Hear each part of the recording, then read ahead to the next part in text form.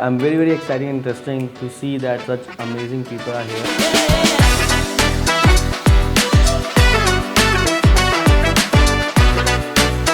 Doing it for the first time.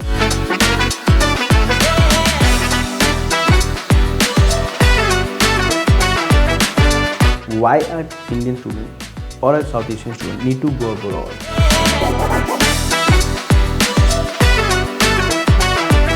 Then what is the need for Indian or a South Asian or an international student to go outside their country to study?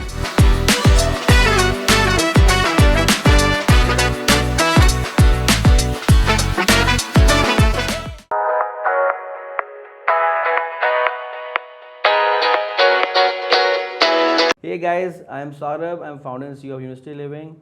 I'm very exciting and interesting to see that all such amazing people are here on the podcast, doing it for the first time. So please don't judge me, but I'll try to be best because good thing all of us together got more than 50-60 years of experience into study abroad. So we know what we are talking.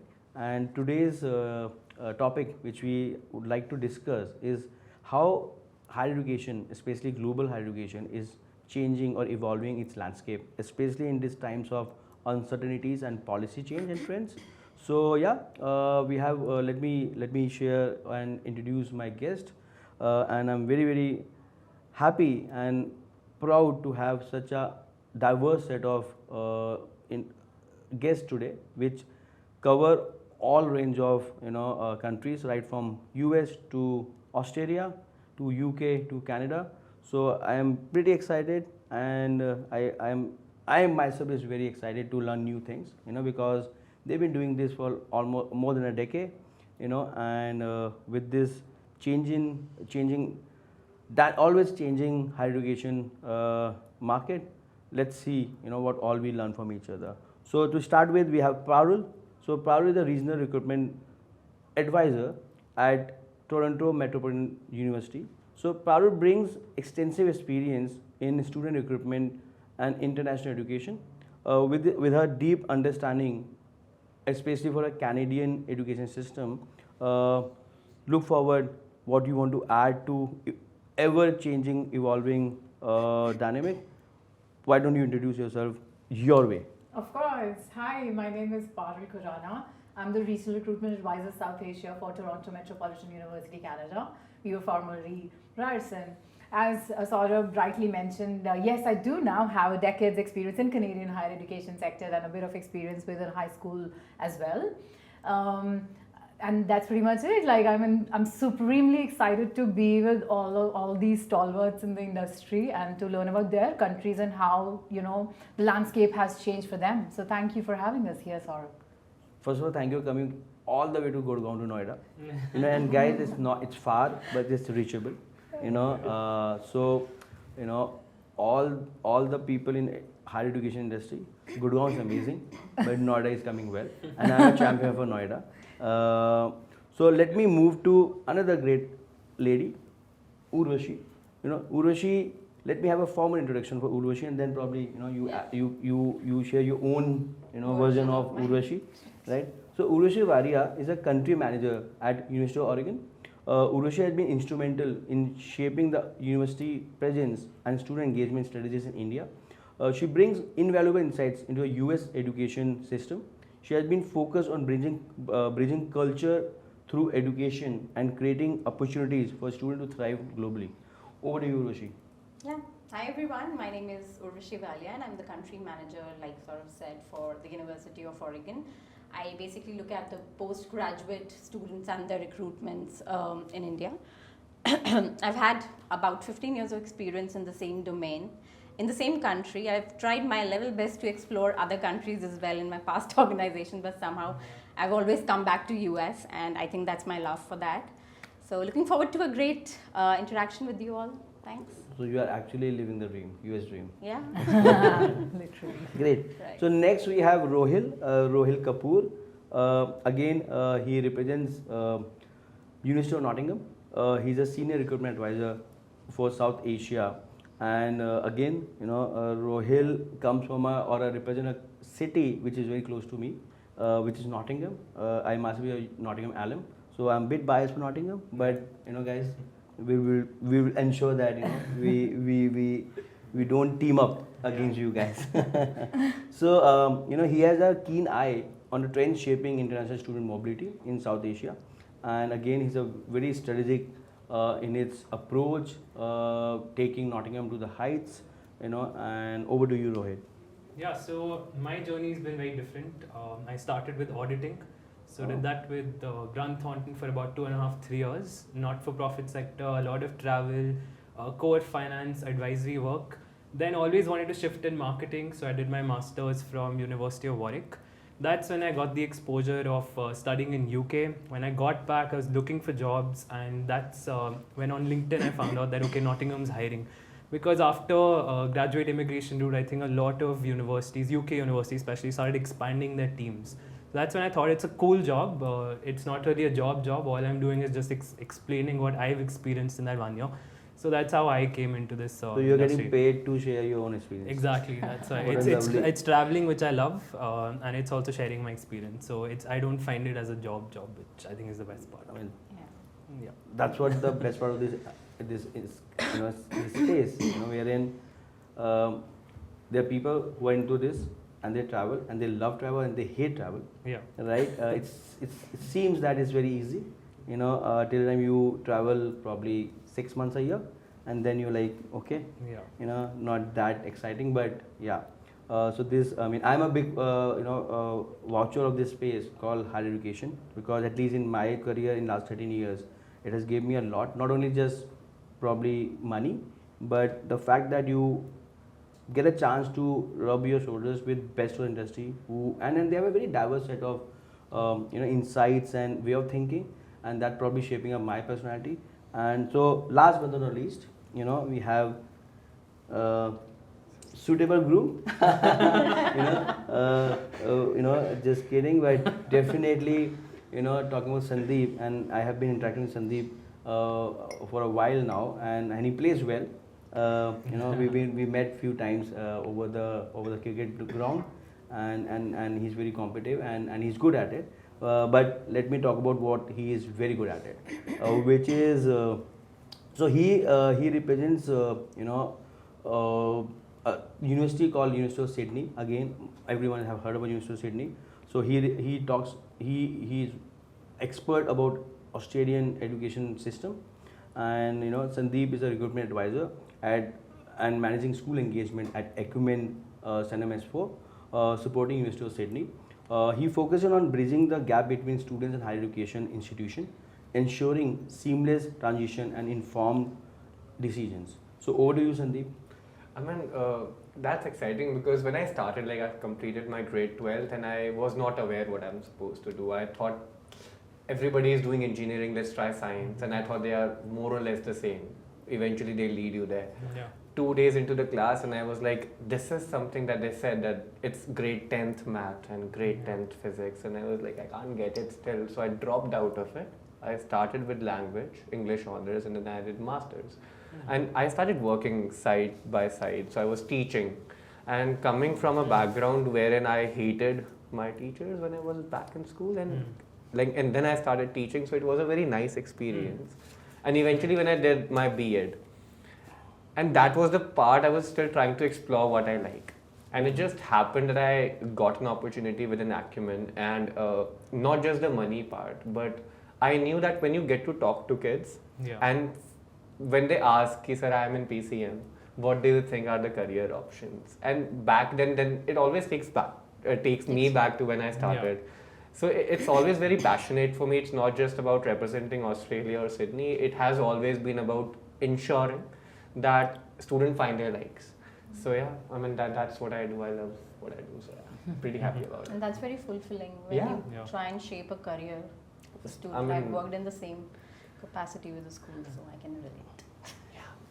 Great, thank you for your candid Yeah. introductions, and I did my best to keep it formal, which is, I'm not a formal guy. I try, that's why my team has gave me a coat and a jacket to wear. But I'm sure over a period of time, in this next 2.5 hours, probably I will be back in my t-shirt. So so where I'm coming from, so today's topic is quite timely and relevant, especially with, I guess I heard and I read somewhere last year, this 2024, there was 42 elections, in countries, Yeah. which includes your UK or US, and including India, right? So with this, so much a dynamic environment and geopolitical equation changing every quarter, so it's a lots of uncertainties and potential policy changes are expected and on the lines. So giving such a dynamic nature of this space and the world we are staying or living in, we would like to together discuss about what to expect, why to expect, and what are the myths we can probably debunk, or any information which is not true or it's not been confirmed. We try to discuss that and try to be as relevant and as candid as we can. Rez, let's hit it up. Let's start, and over to you guys. So we have some set of questions, but I would say let's start and we'll see how it goes and where it goes. So Okay. who want to take it a shot to start with? Cool, I can. Yeah, please. Cool. Yeah. So UK, what we've seen is there's been a lot of inconsistency in the last 1 year. Like, will the graduate immigration route be there or not there? So a couple of years, what we noticed was that applications suddenly went up, like 60% up for most of the UK universities, and UK had a target that we'll reach around 600,000 students around 2030, which they already sort of reached because there was such a big increase in the application numbers. But what's happened in the UK is that there's been a change in the political party after 14 years. So there was a Conservative party, they had a lot of different prime ministers, but now finally there's a Labour party after 14 years, so they are expecting a lot of changes. There are certain issues in UK in terms of economic growth, so that becomes an issue number one for the Labour Party. They have a lot of issues when it comes to general living costs. People are facing this issue, and I think one of their big agendas was to create housing. So they have this agenda that within the next 5 years they want to create 1.5 million homes. So to sort out that, where people are not spending that kind of money because earnings are really not going up by that extent. What's good, and I think recently I was reading this interview, so there's this Secretary of State, I think that's Bridget Phillipson, and she said that we are very positive when it comes to international students and accepting them, because each student actually brings in about £100,000 into the country. So it's not just the fees, right? It's your living cost, it's your daily expenditure, your parents are coming to the country, even for the ceremony. So I think there's a lot of money that an international student brings in, which they are focusing on. So hopefully, UK point of view, I think for the next 2 to 3 years at least, it should be a very positive aspect. And we should not have this doubt that, okay, will the policy change or not? Because India is very dependent on the graduate immigration route. Most of the students want a job because they're taking a loan, they're spending a lot of money, and India for right now doesn't have the same return on investment. So that way, I think things look positive for UK. Okay. I mean, you mentioned few things. I'll get back on that, Yeah. and we'll go deeper and Yeah. double click on that. So Urvashi, Yeah. why US? Why Oregon? Of course, see, US has been into the talks and has been the prime option for the Indian student for the decades now. Of course, universities in the US basically just not focus on the quality education. They also focus in providing a habitat to a student. So it's not just about going there for studies, it's about a habitat that they provide to the students in striving, learning, and innovate there, do some sort of research. In the universities also, they just don't sit like that. They also try to keep on improvising a lot of things that are already there, so that the experience for the students are definitely fulfilling, and it's a wholesome experience that they prefer the students to have.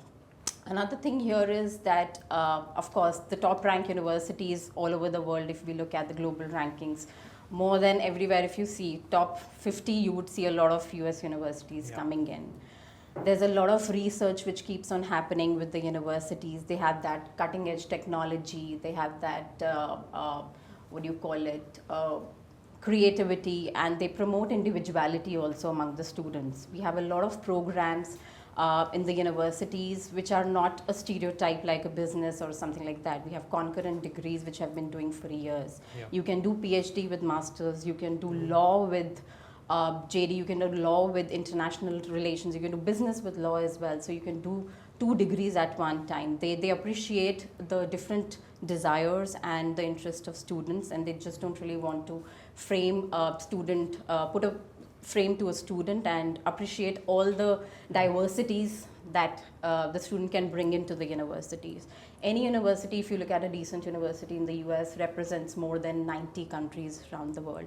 So it has been the favorite destination internationally, not just with India, internationally also for around the years, the multicultural environment that they try to give it to the students to have that global exposure and cultural, they mingle with each other, and a lot of perspective that a student gets when you study at a university which has a lot of students around. And of course, their teaching methodology has been great all throughout. The students are also very relaxed in a way when they know we are studying at a good US university, because the degrees are world recognized. It's not just with the US, you can have that employability anywhere in the world as well, apart from US, back in India also. So they have that sort of rest in the mind that my return of investment would be there, if not in this country, maybe somewhere else. So yeah, that makes it a great place to study. I'm sure you have lots of other points to talk about US. We'll dwell into it. Sandeep, Yeah. Australia. My one of the favorite. It's not the Destinations? only favorite, because the sheer fact about the weather. Yeah. Because I study in Nottingham in UK. It's amazing, but weather will talk. Yeah. Right? I think Why Australia, and whatever you want to share about Australia, because you've been representing Australia for a while. Yeah. So you have seen the cycles. Okay. You've seen the cycles where it boomed, then Yeah. it's probably plateaued, then it's probably went through its own Sure. confusions, but Yeah. overall it's been always among the favorites. Yeah. So yeah. And then with Australia, and when I started, it was pre-pandemic when the numbers were like this high. Then we decided to close the borders, and then it's came down a little bit. And I still thought like that was one of the periods wherein I would not see any enrollment. But that was a very big eye opener, because I could still see close to 100 students joining us virtually. That showed me the quality of education and the trust that the students place, not just in Australia, but all across. And then the pandemic ended, and the number just spiked up. And I'm not just talking about postgraduate numbers. I take care of undergraduates number for University of Sydney, and the numbers have gone really up. One of the things that always have been very close to my heart has been the flexibility, as I started with that. I was a science student, and I branched out to English honors. Eventually, what I love is psychology. That was one option that we did not have in Indian education. So with Australia, we have something we call a shared pool. There are different terminologies to it, but with Sydney, we call it shared pool. So if somebody who's interested in psychology but also wants to do, let's say, an English, or maybe let's say marketing, they have that flexibility. So the flexibility and that option to design their own degree is what I particularly love about Australia. And that's just one aspect to it. There are scholarships that they give out, and ranging from 10, 20 to 100% depending on their marks and their application essays. The other aspect that I love is, and that is something that I've been getting a lot from school counselors, is they really love how simple application process is. I do not need recommendation letters. Statement of purposes are more or less not required. All that they look out at is your academic profile. And along with that, if they have good, they know how to reflect on their experiences, the number of scholarship that Australian community offers is pretty good. And with that, a lot of strategies, I'm sure everybody has heard about the migration strategy that has come across, and that has somehow put us in a little bit of back point. We recently had a panel wherein we debunked that myth that we do not want our students at all. When you read it deeply, you see that there has been a wide gap between the employability rate of international student compared to a domestic student and the salaries they get. And the rate is from 58% for an international student to an 80% approximately for a domestic student. And I believe that is what the migration policy has addressed quite efficiently, wherein they have ensured that students or anybody else on any visa do not get Like there is no unfair advantage that goes away. So I mean, I really look forward to this because as you mentioned about the cycle, that cycle has turned, the gyre has been turning since then. It's been 4.5 years for me approximately now. So it's an exciting time. And with all the destination choosing to now focus on quality and not just quantity is something that is really, really close to me. So I really look forward to it. Yeah. You mentioned a very good point about quality and quantity, right? I mean, we'll get back to this point. Let me also introduce Canada, right? I probably Indian. Allow me to introduce Canada to you. Over to you, all So, yours. I've been like kind of inkling to, I'm glad that, Sandeep kind of pigeoned on the same note. I'm going to circle back what Ruhil said as well. See, countries, all of our countries, right? I mean, we didn't have our population to survive the economy, to keep the economy high. We wanted international students, and that's how the whole entire gamut of things began like decades ago. However, with kind of changing times and the kind of influx international students could have done from South Asia, the host countries did not anticipate that back in the day. So I think, let me address the elephant in the room for Canada. Yes, of course, our gates were open and they still continue to be open. The only myth which I want to bust here in the conversation for now is that the international students, we want to safeguard them rather than letting them loose and, because they were bad actors. Let's admit that, like in all of our countries, there are bad actors and because of whose actions a good public funded university or plethora of universities have suffered.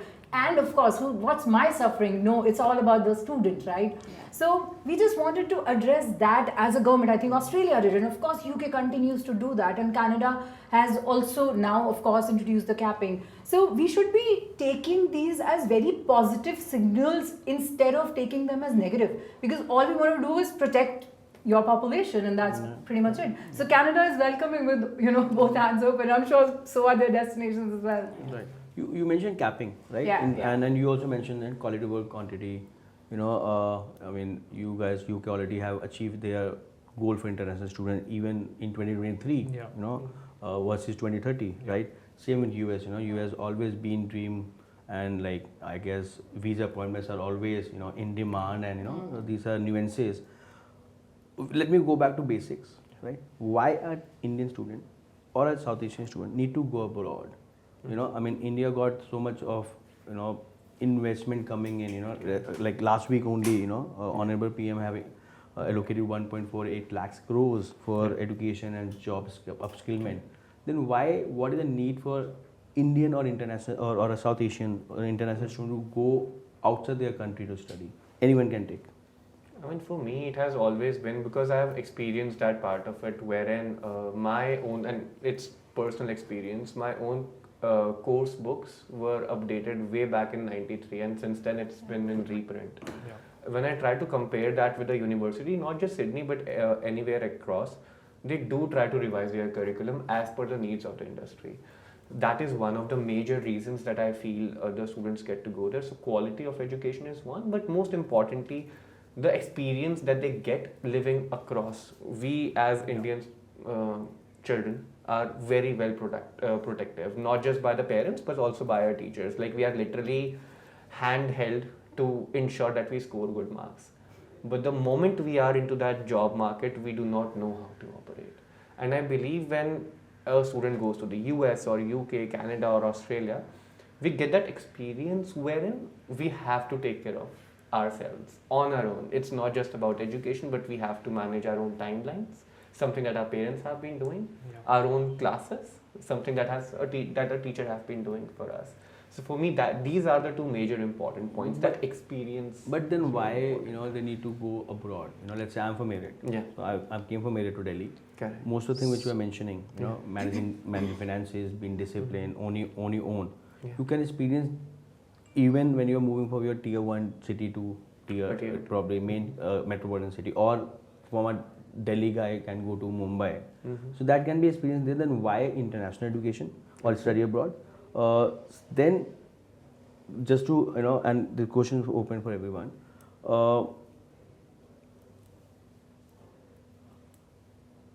There is last few years, I'm also myself a product of Delhi universities. I did economics honors, sound fancy. But if someone asks, did you learn anything? I'm like, apart from life skills, it was all mugged up. The curriculum is still not. So, but still, I'm saying that was 20 years back. And now with lots of private universities coming in, they are, concurrent degrees or, choice and combination of choice also been given by new modern universities. Yeah. So why international education? So Saurabh, I totally understand your point. I'm a Delhi University product too, so I know how I graduated. Okay. Adding to Sandeep's point, see, there is this global exposure that we lack a lot. Yeah. There is this preparedness that we lack a lot. These are these skills that you need to have, the critical thinking and that creativity, individuality that we lack.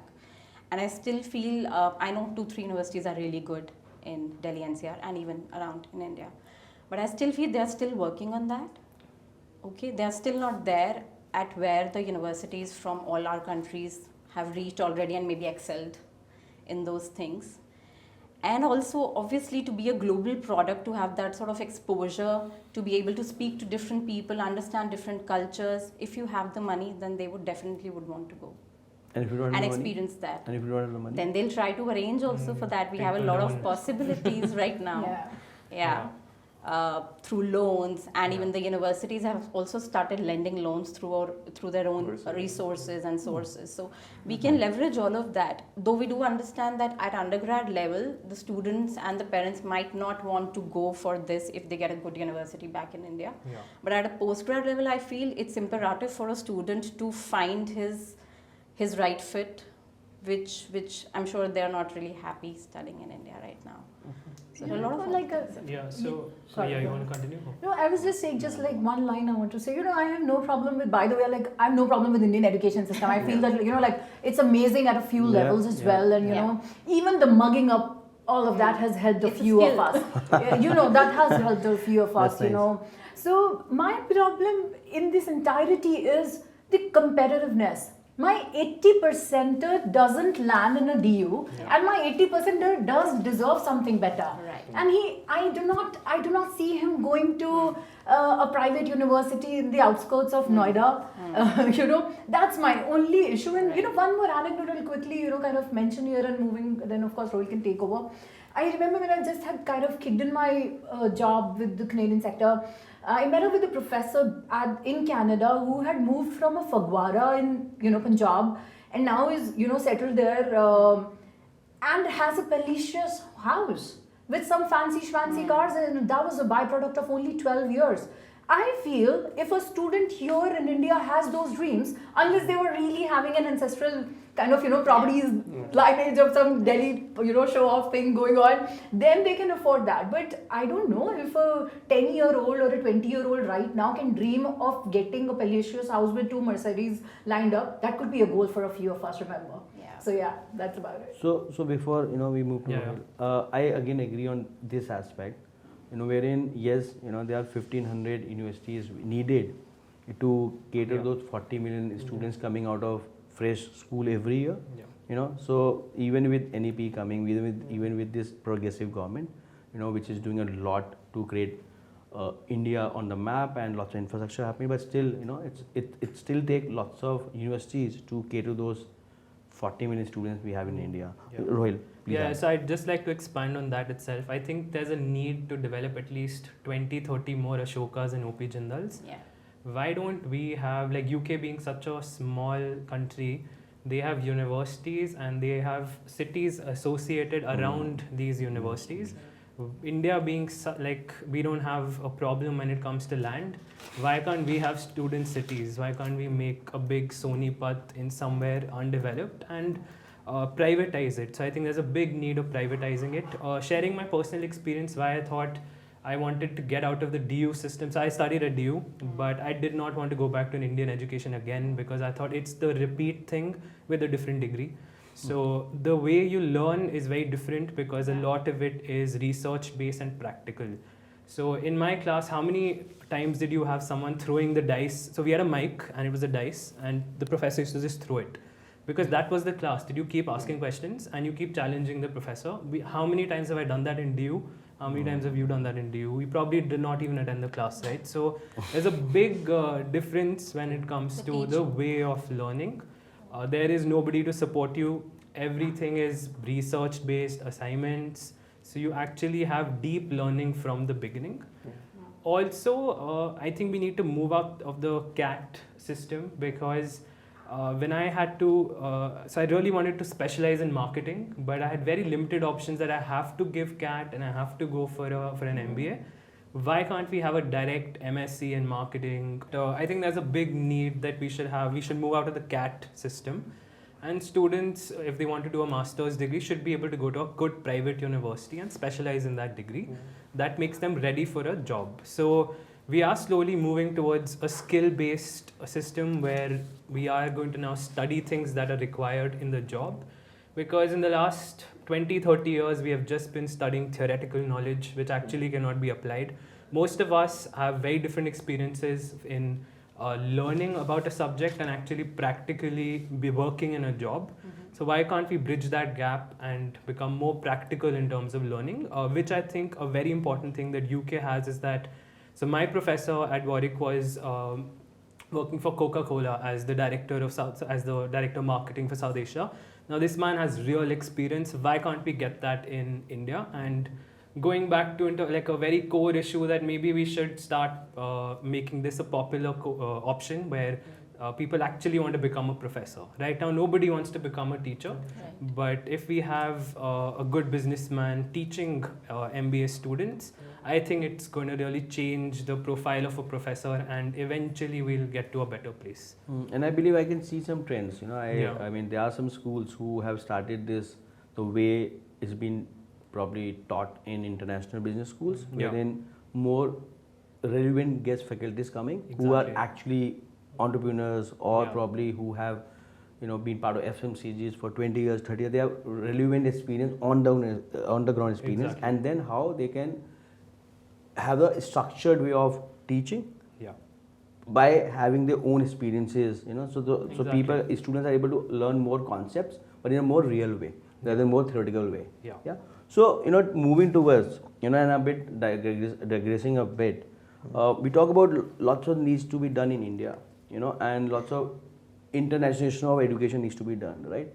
So Indian government introduced, NEP, right? I've been hearing a lot about Gift City. Right. A couple of universities have set up their campus in India, and there are lots of other universities I've been hearing that they are gunning for have campuses. Yeah. So is it we are moving the right way at India and as an education hub, what Mr. Modi been trying to create in India? Yeah. Especially talk about study in India. So are we moving the right place and with the right space? I mean, what I personally understand is this is not the first education policy. There have been 3 prior to Yeah. this. So, I mean, what we really see is that there is absolute intent the way the government wants to move ahead. One of the basic challenges have been, and this is not just Sydney, again, multiple universities that I've tried to speak with. The government and the public universities in India are not responsive. How many times it happens that I reach out to the universities asking, is this document genuine? And I get no response. Likewise, when you talk about internationalization, and I'm talking about courses such as 1+3, 2+2, these sort of agreements exist at a research level, but not at an undergraduate or postgraduate level. So I believe NEP is the first step. But not just the government, but the public universities also need to step up, wherein they need to ensure that they are trying to get the new agreements with the universities abroad. And I mean, something like a work integrated learning that we have in Australia, Canada has co-op. So I believe those opportunities are really important. And if we can imbibe that within Indian education system, that would really help. Go deeper with working integrated opportunity. So in general, what work integrated learning approach means is, let's say for an example, today I learned about future of business theoretically. So at Sydney, we have a program called Job Smart, wherein once they have, like, they can parallelly enroll into that program. They complete first phase. Generally, it's about how to write your own resume, how to write a cover letter, how do you apply for a job, or how do you perform very well in an interview. Once you clear that phase, they award you with a 2-week of consulting project. That is just what we offer at Sydney. I know a couple of such programs being offered at Melbourne and at UNSW as well. What that does is by the time you graduate, you have enough internship experience, you understand the market a little better. So you right away don't have to go for your masters. You can work, understand the industry a little better, and then you can go for your masters if you feel that you have to. Currently the trend is that you have to do a bachelor's, then you have to do a master's. You end up being overeducated but with zero experience. So I think that is what international education really addresses well. So yeah, looking forward Yeah, to like, you asked a question when Urvashi was mentioning that, okay, what if they don't have the money?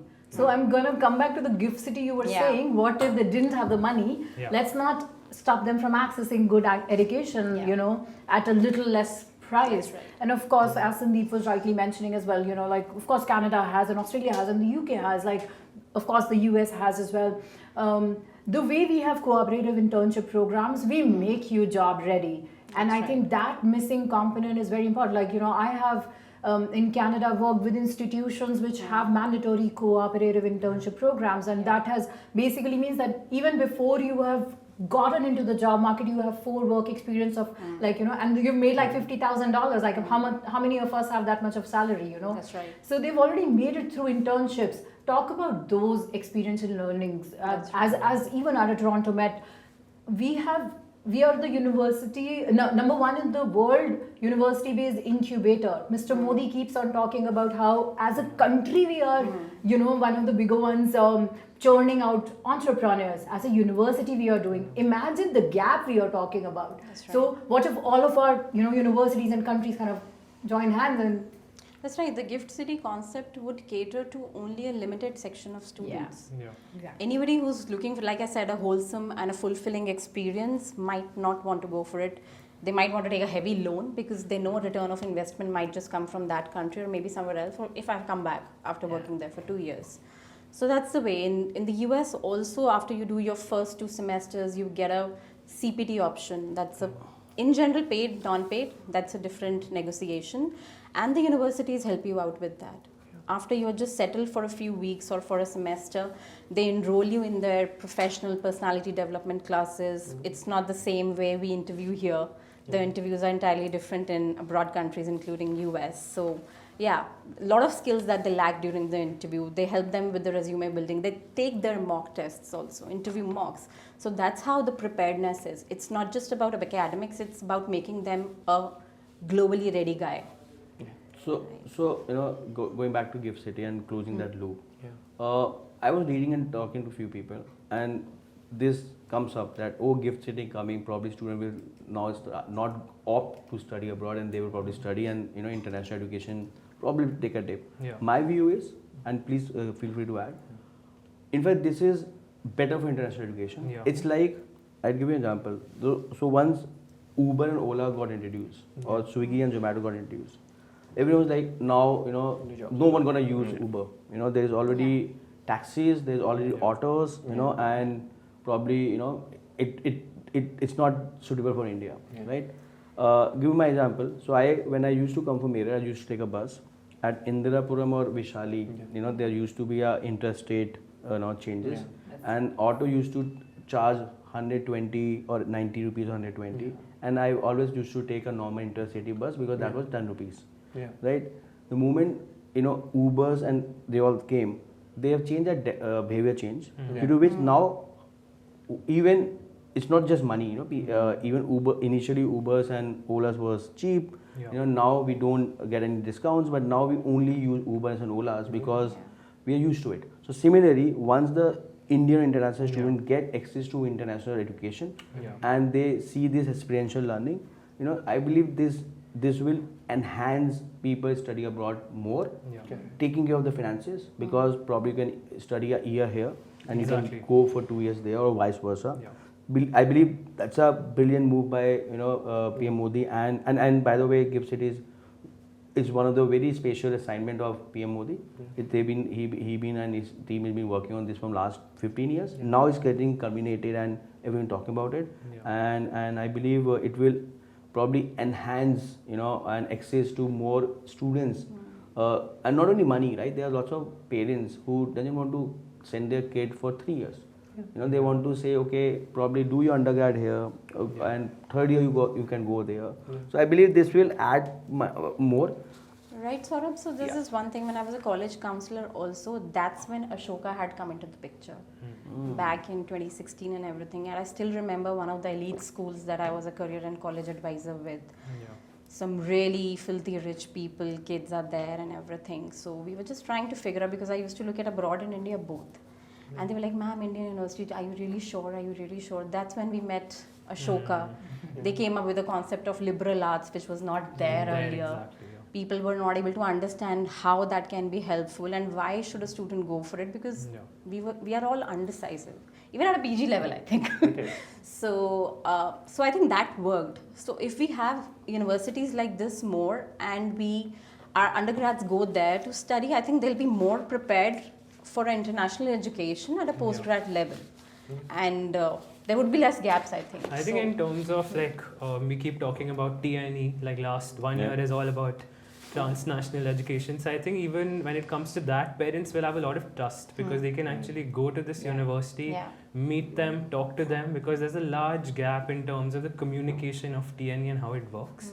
So if I'm going to a Deakin University in Gift City, I can already plan it that, okay, year 3 my son will go to Australia to complete that, and I save on that 1 year of living costs and that. So I think it'll be a really good combination. Plus, moving back to what I said earlier, I think there's a big gap right now in terms of private universities. So it's a good short-term solution. Eventually, India needs its own private, good, big universities. And this is, see, the beauty about international and global collaboration. The intent is there, as we mentioned. Infrastructure is there.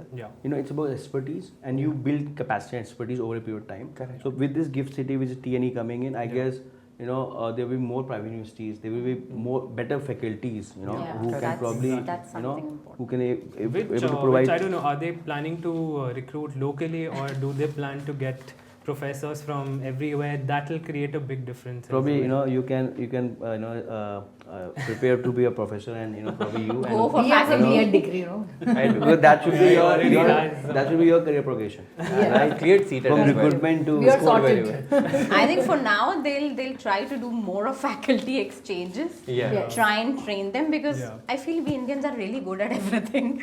It's just that we need the right platform and training to do it. So if we need to work on that. Actually, I believe professors are really, really amazing. It's just that the environment and the structure around them has not been great. It's but not once been they that are innovative. once they get into that zone, it will be I guess amazing. that's a very good point. We keep talking about exposure to students. Yeah. Even we all need exposure as well, right? Even our education system needs exposure, and that's the beauty about international, that like you can learn from each other, pick the best of it. I mean, Indian education system, I believe it's a foundation for lots of universities and lots of previous education systems. It's just that it didn't evolve. It didn't evolve. And with these exchanges, people getting evolved. So taking a step back, right, and we have best of the 4 countries, and I'm not saying that Europe is not good. It's emerging well. Let's go deep. Urushi, probably if you want to explain in 5 minutes, and don't take about the time, but let's go deep into US.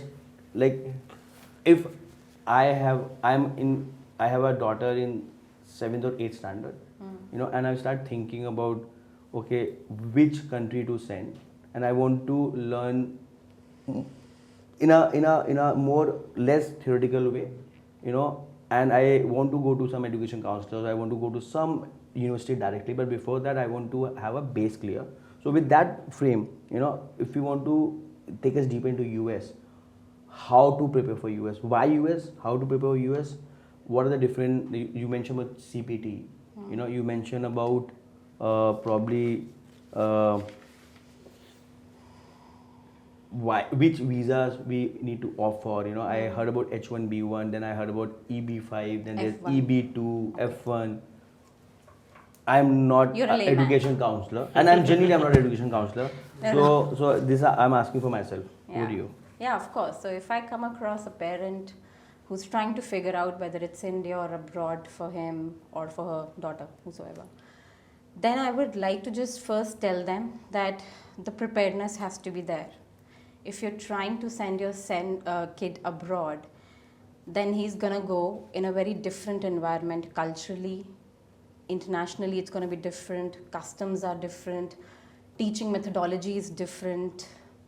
It's a very theoretical education But here. It's sorry, very I'm different. interrupting. Yeah. Do you get this opportunity to talk to student parents when they are thinking of Yes. going abroad? Like when their kid is in 7th or 8th standard, Yes. right? And they're thinking, they're not sure whether they want to go to US or Canada or Australia or whether they want to go abroad. Yeah. You know, so if you can, So sorry if I'm a interrupting, career but and yeah. college advisor with the school, I've done all of that. Okay. Because I need to tell them about international education at an undergrad level, the changes that will be, I mean, student might be just shocked.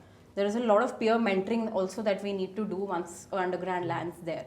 So I will definitely talk on those lines. So lots of conditioning needs to be done. Yeah, of course, preparedness. And because I've been talking to lots of students and their parents, including my families, their main question is always, हम Canada जाए कि हम US जाए? My question is always, why you need to send them abroad?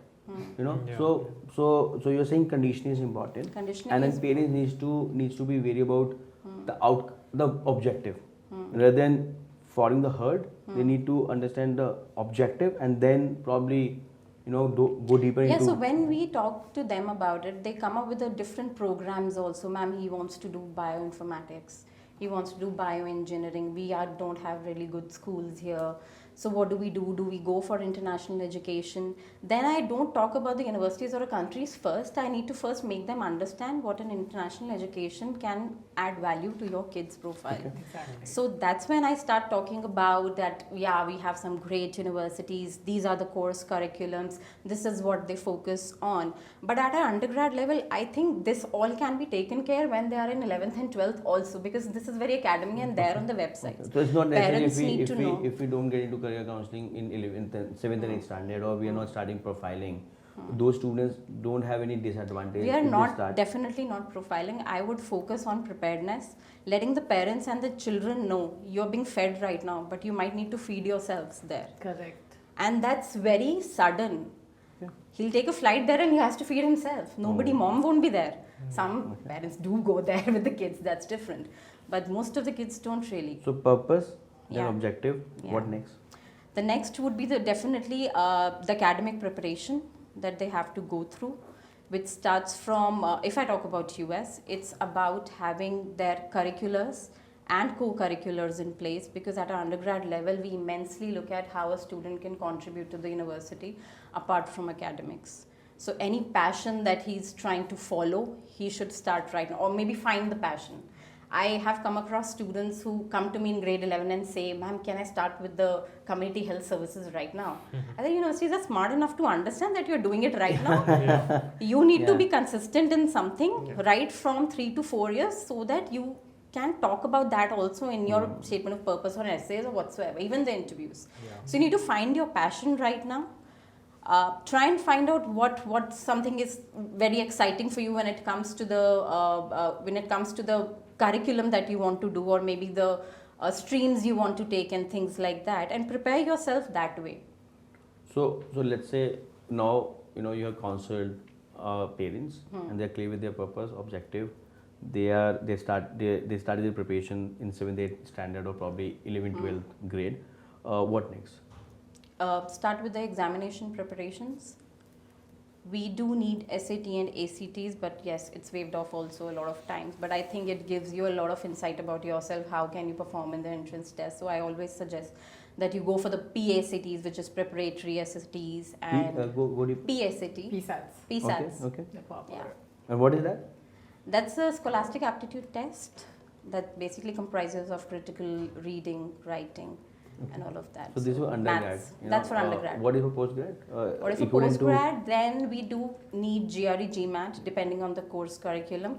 But then post-COVID, I've seen a lot of universities, including mine, making it optional, which I'm not really in favor of. Okay, I'll talk about that later. So yeah, and English proficiencies, we do need IELTS, TOEFL. Many universities have started accepting PTE and Duolingo as well. So English proficiency needs to be taken care once they know which country they are going, or any which ways, and what stage? of the Any which application? ways, they would need English proficiency if they want to study at a great university. But since most of the English preparations, the score validity is 2 years. So better take it when you are in either 11th and 12th, starting something like that. Okay. Yeah. Okay. GRE is 5 years, SAT is 5 years. So that they can take in 11th also when they feel a little lighter. It's always good to start early. Yeah, Even if of you course, have the not done preparation has well, to be you there. know, or if Yeah. you have given couple of times, you Right. know that okay, you have more options to or more shot Yeah. to give. So okay, now parents and students clear. Okay, purpose, objective, you know, and they have started preparing for you know, probably examinations, you know, and then now even they know okay when to start with English efficiency test. So what next? The next would be my conversation is that you probably they have picked up US maybe as a Yeah, we are, destination. let's assume yes. Okay. Yeah. Then I'll try and find out that where in the US would you want him to go? Because I've seen 90% of the parents have their relatives or very close friends and they want the kids to be around that area. So I would first want to zero it down that where exactly the preference of location. So is it? I mean, in your experience, and you know, generally, student or parents prefer because location first, or a course first, or a city first, or a university first. Course and location primarily at our undergrad level. PG it's entirely different. Okay, we come Because to PG. we are talking about 7th, 8th kids. Yeah, we going come to in. PG also. Yeah. So for undergrad location, it's not. I mean, I've been speaking with few who are very clear. I want to study economics or probably sports management, and basis course. Like I said, Saurabh, you can find the courses.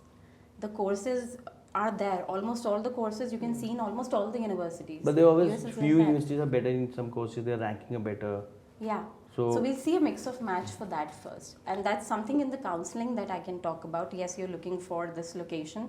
But if you maybe are looking at California to go in, we have a good university in Oregon State also, which is just maybe 8 hours of drive. Do you want to try that? So that's how we will ask him to zero down the options from so let's say, I mean, there's a family, you know, where either child is very academically nice, or they are well trained, they have finances, or they can arrange finances, right? And they are not. I mean, they want to go to US. That they are clear.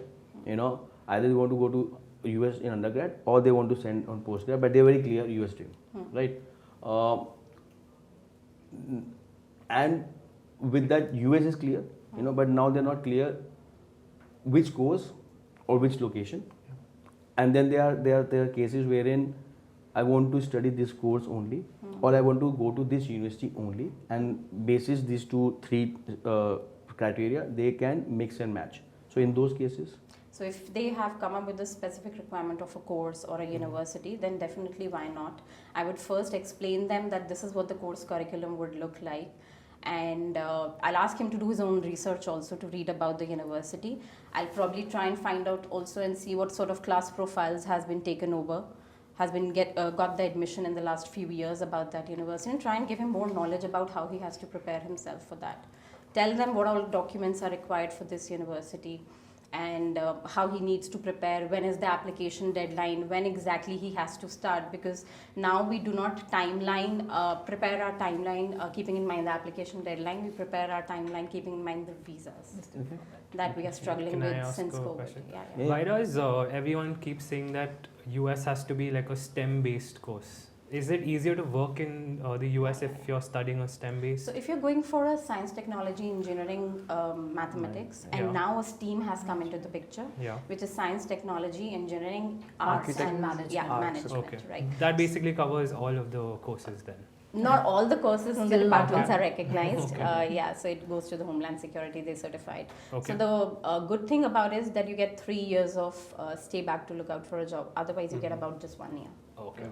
that's the reason people prefer STEAM or STEM. STEM or STEAM now, Yes, Okay. they do. because they have chances of staying back and do that. More time to get. So this is undergrad.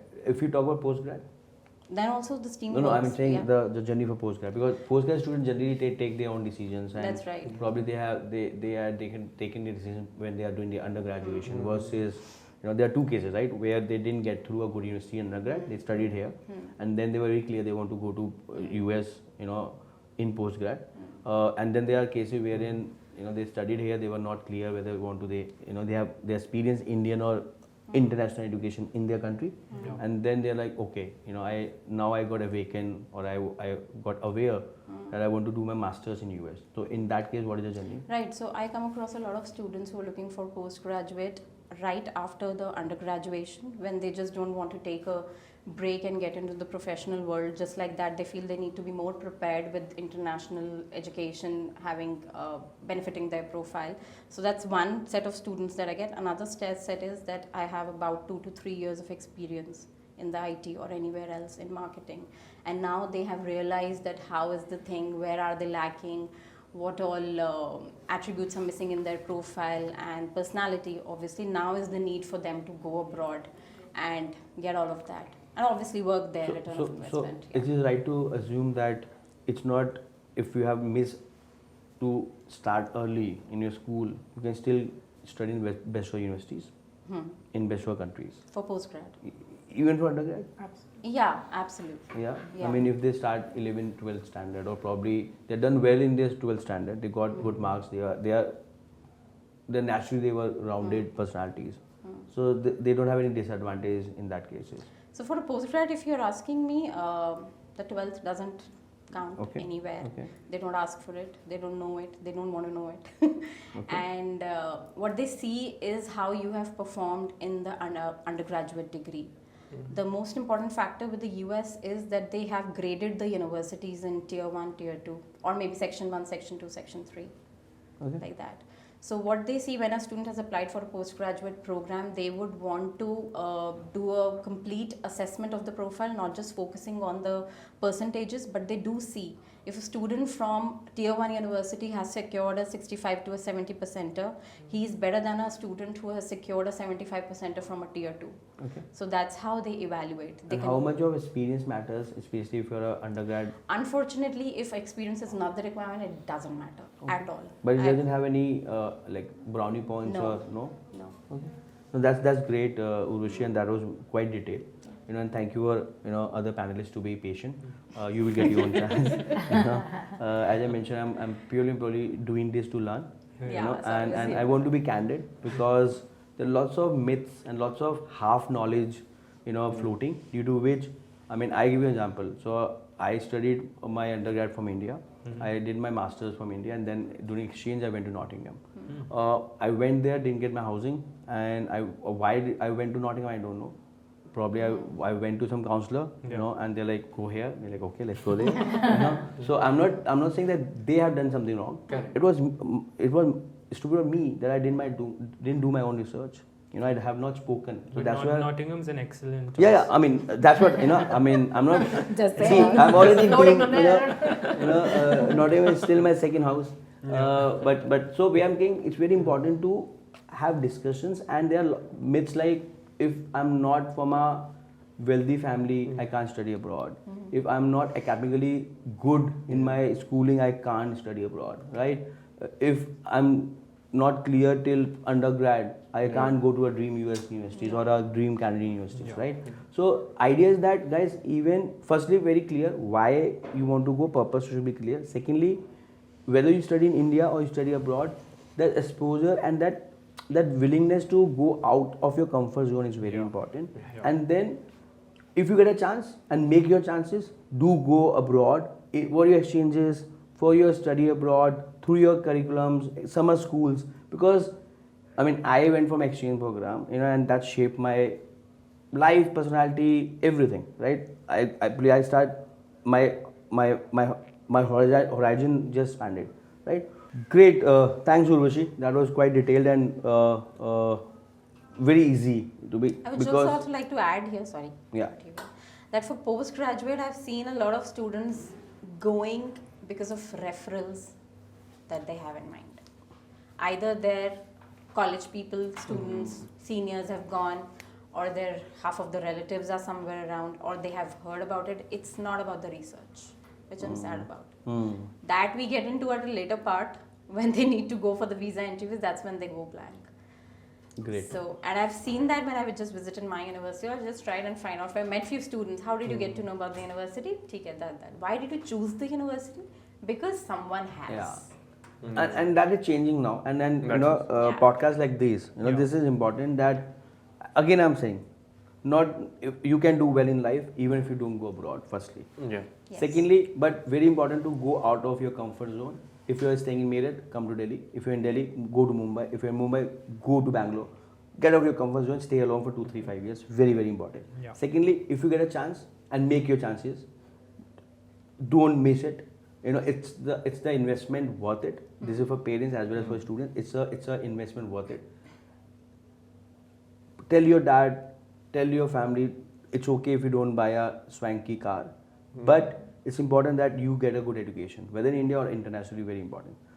Then there are finances. You know, there's a myth that only Amir can go abroad. Yeah. You know, I come from a very humble background, and I'm still not Amir, but you know, very important that you know, if you get a chance, bounce it.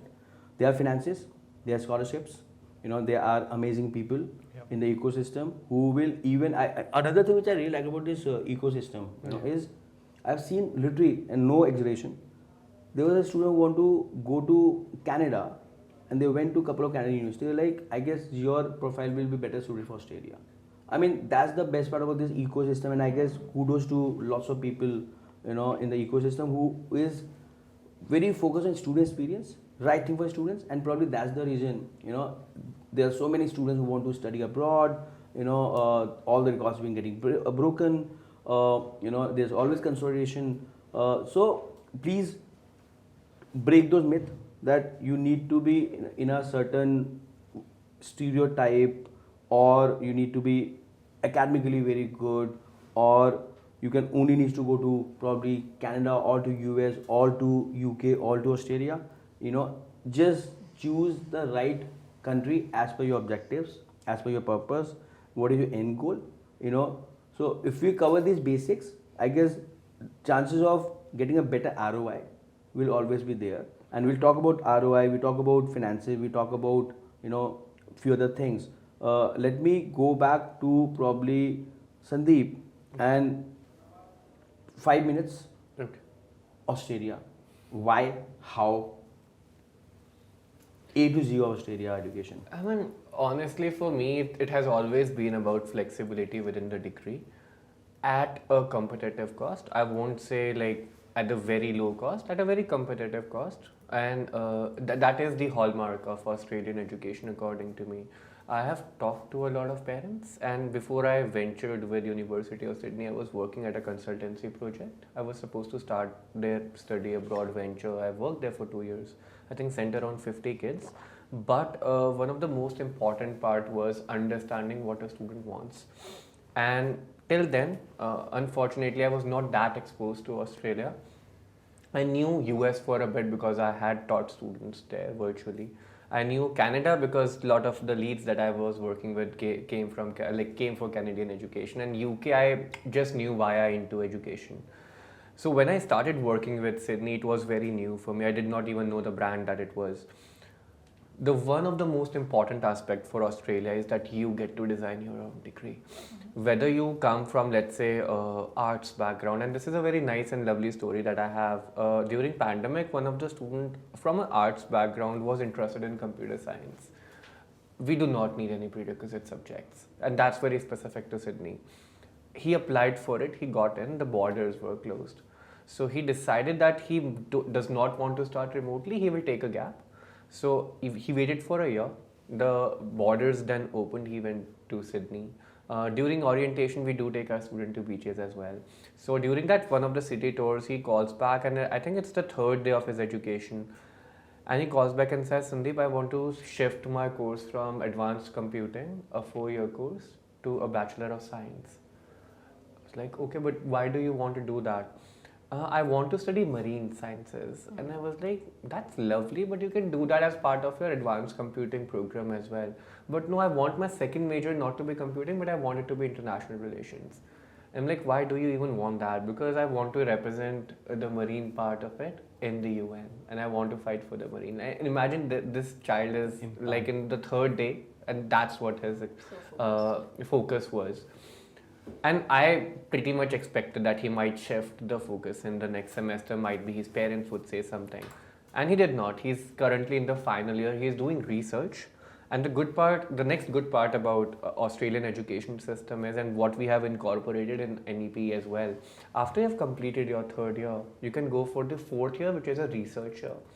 After that, if your research is good and the professors support you, you can go for a PhD as well. You do not have to do your master's. So that's the education side of it. You have that flexibility. But now when you go from a South Asian country, there is a cultural shock.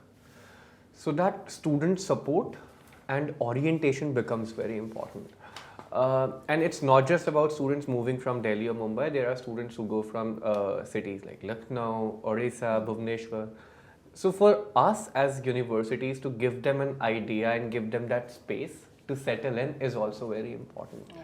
So that exposure to their culture, and one of the most important aspect, and I think university living has really played a good part, is the purpose-built student accommodation, wherein they just don't ensure that somebody who's in Australia is experiencing an Australian culture, but it's a very multicultural society. I was talking to one of the representatives from Scape, and she mentioned that they do happen to have cultural clubs. I mean, they all are there at the university itself, so you get to celebrate Diwali, Holi, so that's there. But when your purpose-built accommodations also provide you that, imagine getting to eat dal and chawal. That's like everything to me, because when I went there, all I survived on was burger. I did not know they have that there. Didn't you learn cooking? Oh, I did not. I still don't. I mean, I tried. I moved, as you mentioned, that it's important for you to move 5 years away. I tried to do that for 2 years. I came back home. You're looking to get married. Go ahead. Yeah. But coming back to Australia. So I mean, those are the hallmarks for me. Like, you get that flexibility. You get to move very independently within your degrees. The professors are amazingly supportive.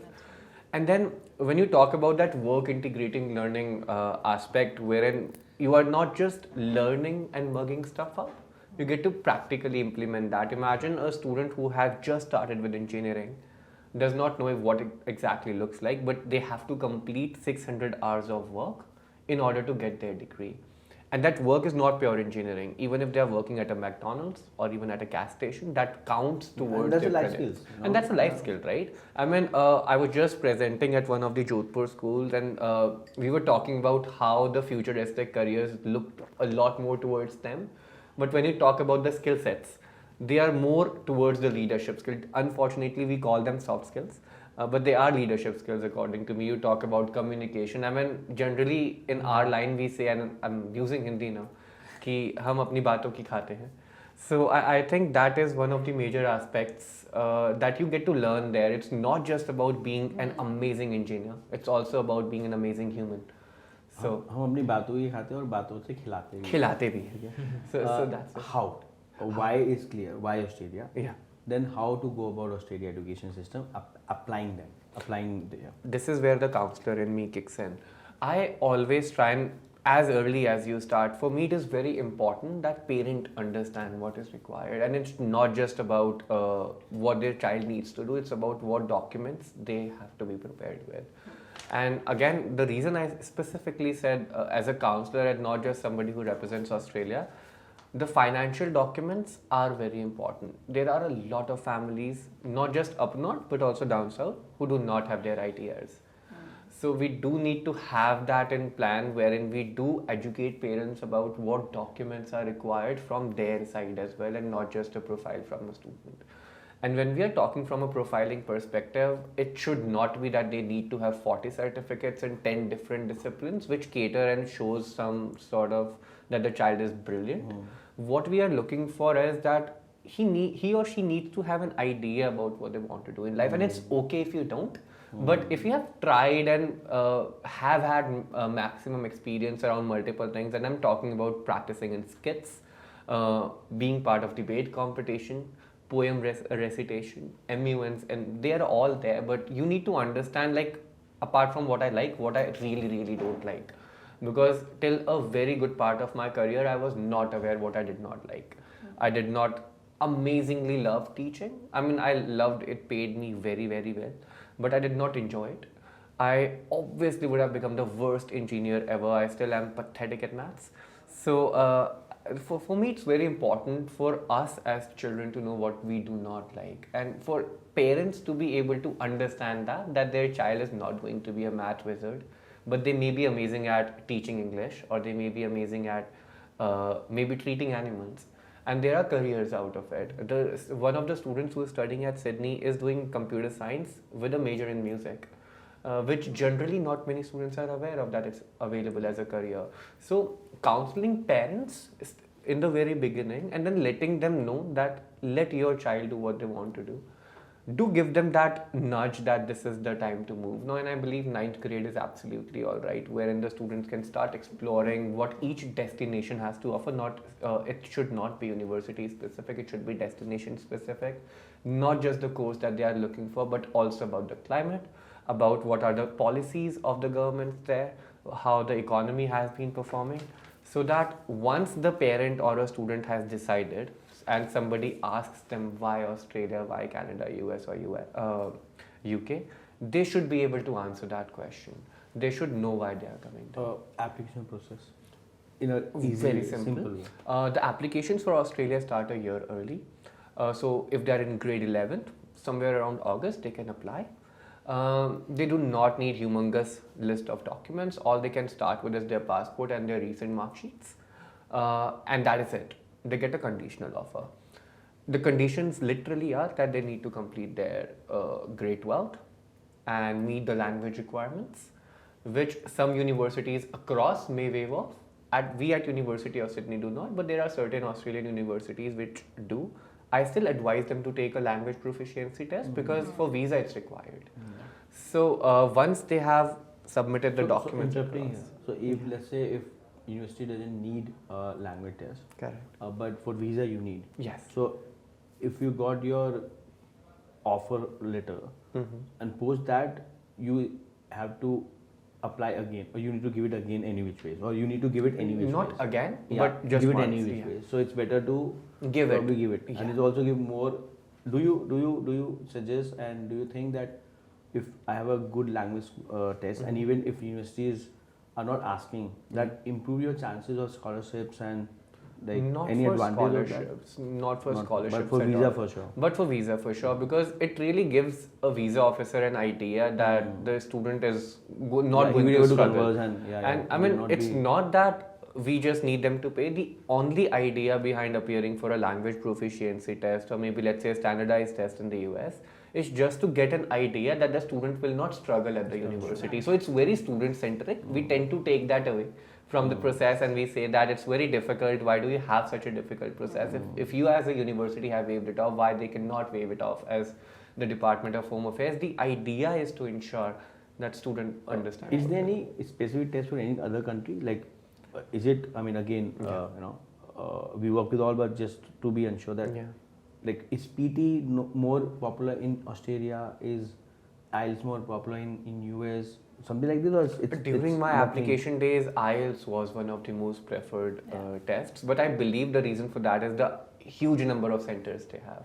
PTE has started coming in, and so has Duolingo as well. What I generally suggest is, before appearing for any test, just ensure that your country's Department of Home Affairs, like we have for Australia, they should be accepting that test. Until and unless that part is sorted, you can prefer any test that you feel comfortable with. Okay. So undergrad application, Yes. it starts out a year early. Yes. Generally in August, if you're looking for Feb, Yeah. and even for July. Yeah, so that is one of, thank you for bringing that up. Semester 1 is termed as Feb, semester 2 is normally named as July intake. They both are similar. A lot of people feel that when they are starting in semester 2, they are missing out on units in semester 1. That's not the case. It's for them, it's their first intake.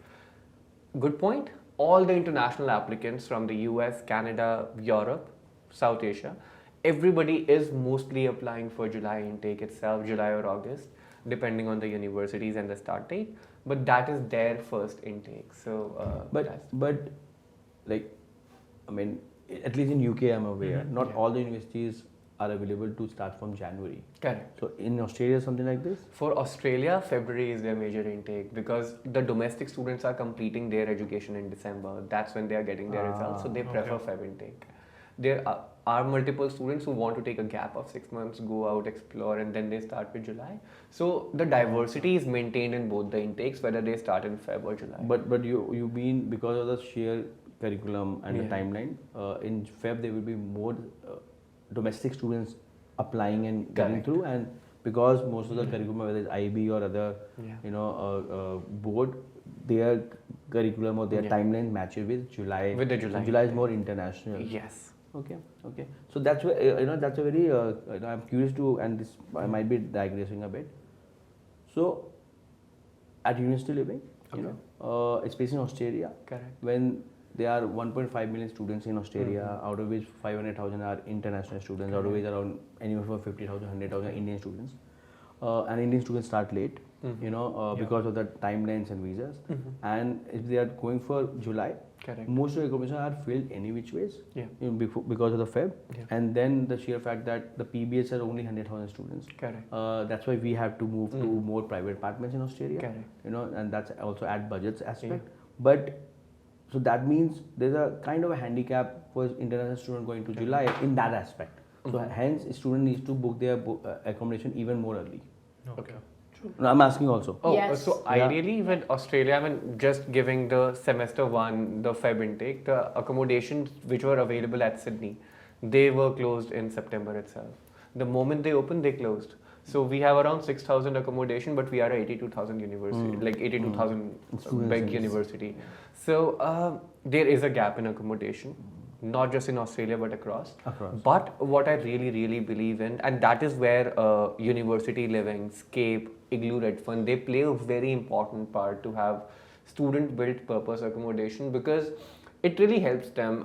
It is not like I know there are a lot many students that I know they are not comfortable with the homestays right in the beginning. So while they are there, and somehow I still find it hard to believe how are we able to manage the position right now, but we have been able to. But what I would rather want to see, like the way you have it in the US or UK, that you are able to still cater to at least the undergraduate students in the university, and that is one of the major pain points that a lot of undergraduate parents and students have. So let me plant university living, and it's not scripted because you talk about PBSA, Correct. and not everyone knows about PBSA. So I'm taking the opportunity to probably bifurcate and go into detail. So there are two kind of accommodation: on campus, off campus. Right? On campus is your university halls, your hostels, your DU PGs, your DU halls and hostels, and then there's off campus, especially all the international destinations.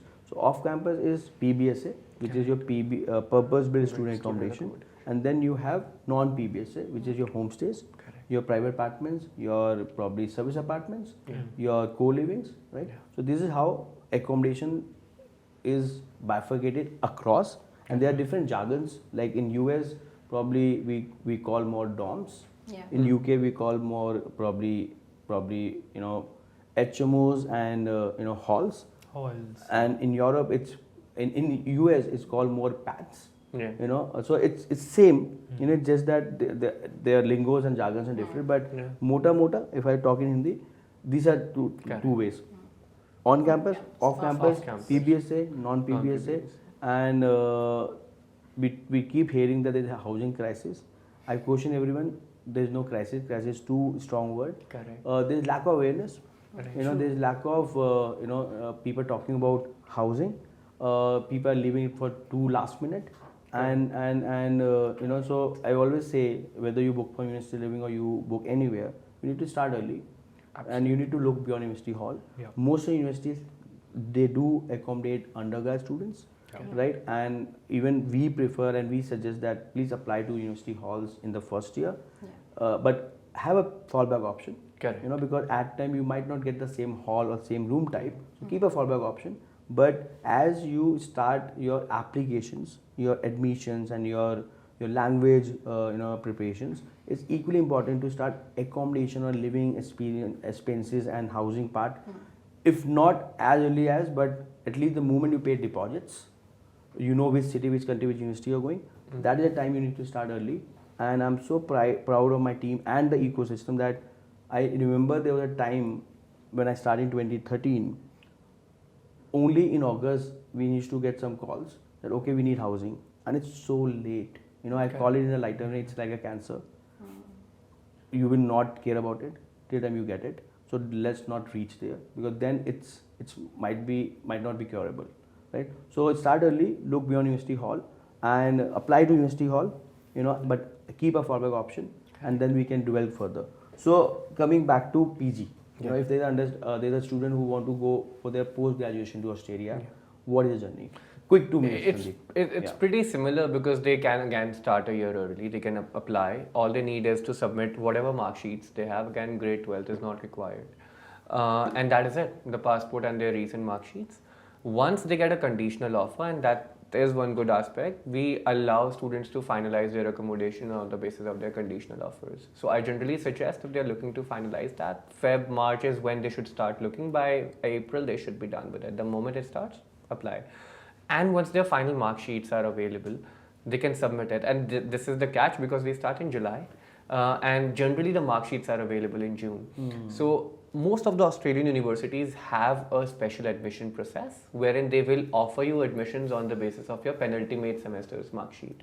They need to be certain points higher. For Sydney, it's 3 points higher in general. There are certain courses where we need 5% high. Like for an example, you need 65% to get into Master of Commerce extension.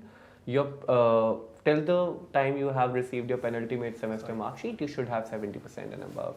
If you have that, you get an unconditional offer. Once you receive that, you pay the initial deposit, which is equivalent to a semester fee. There are certain institutions, let's say a Wollongong, which will take a little bit less, but at Sydney we take one semester's tuition fee as initial deposit. They pay that, got a confirmation of enrollment, and then they can apply for their medical tests followed by visa. Great. So we covered why Australia, how Australia. Yeah. We'll discuss why Australia, why not Canada later in the stage. That will be pretty exciting. So we have covered US, we have covered Australia. Let's talk the most talked country for this year or last 2-3 years, Canada, right? That's right. And who can be better than addressing this than Parul? Yeah. Parul, why Canada? How we can apply to Canada? What are the points we need to avoid? What are the points we need to address? How early one should start? A to G of Canada education system. Let's do that. So why Canada? I think all countries are amazing. However, why I've stuck with Canada as a destination of higher education for a decade now is because I personally believe in high happiness quotient. I have seen people who've migrated there, students who moved there for education, they are happy. Us as a country have a very high happiness quotient, and that's why Canada, that kind of.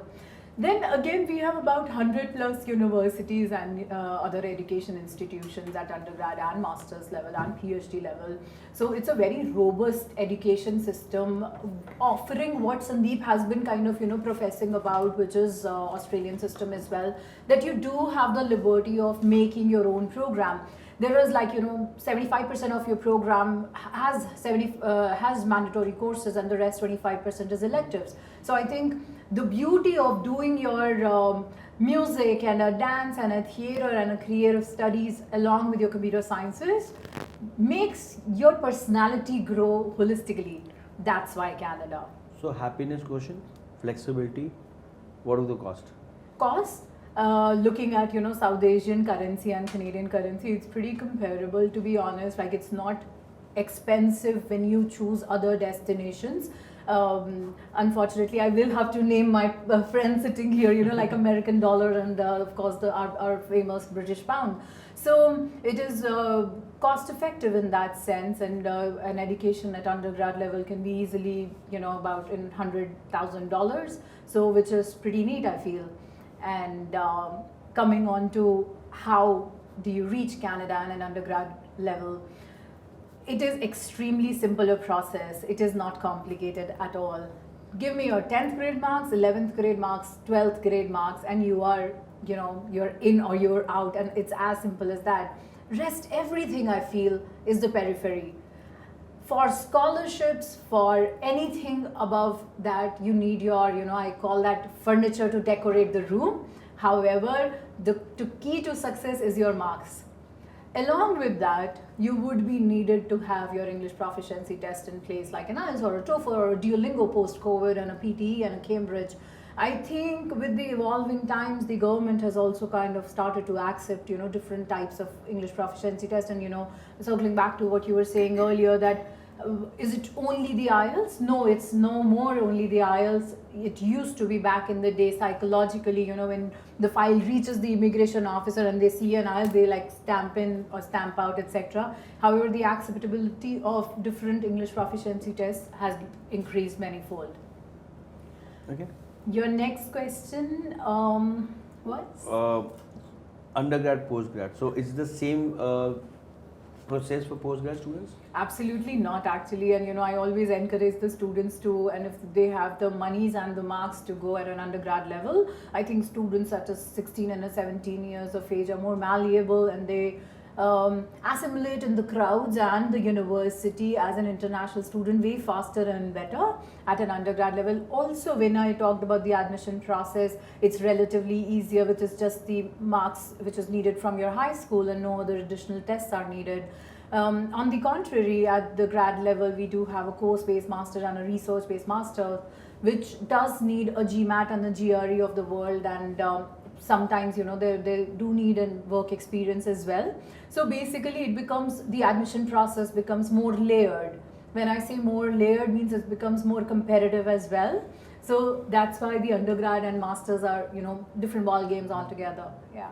You mentioned monies and marks. Yes. Can we go deeper into monies and marks? Oh, how much absolutely. money we need to do undergrad, and how much money is it cheaper to do undergrad in Canada or postgrad in Canada? See, undergrad degree in Canada is a 4-year degree, and masters would be a 2 years degree mostly, unless it's 1 year MBA program. So obviously, looking at the time part of things, it will be more expensive to study an undergrad degree. However, it will also be more fruitful.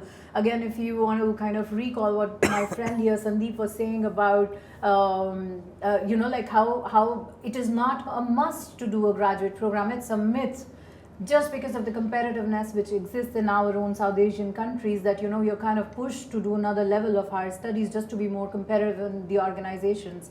It is not, and it is not needed. Like as a university, or all the kind of, I'm like an ex-Waterloo in Alberta and now TMU.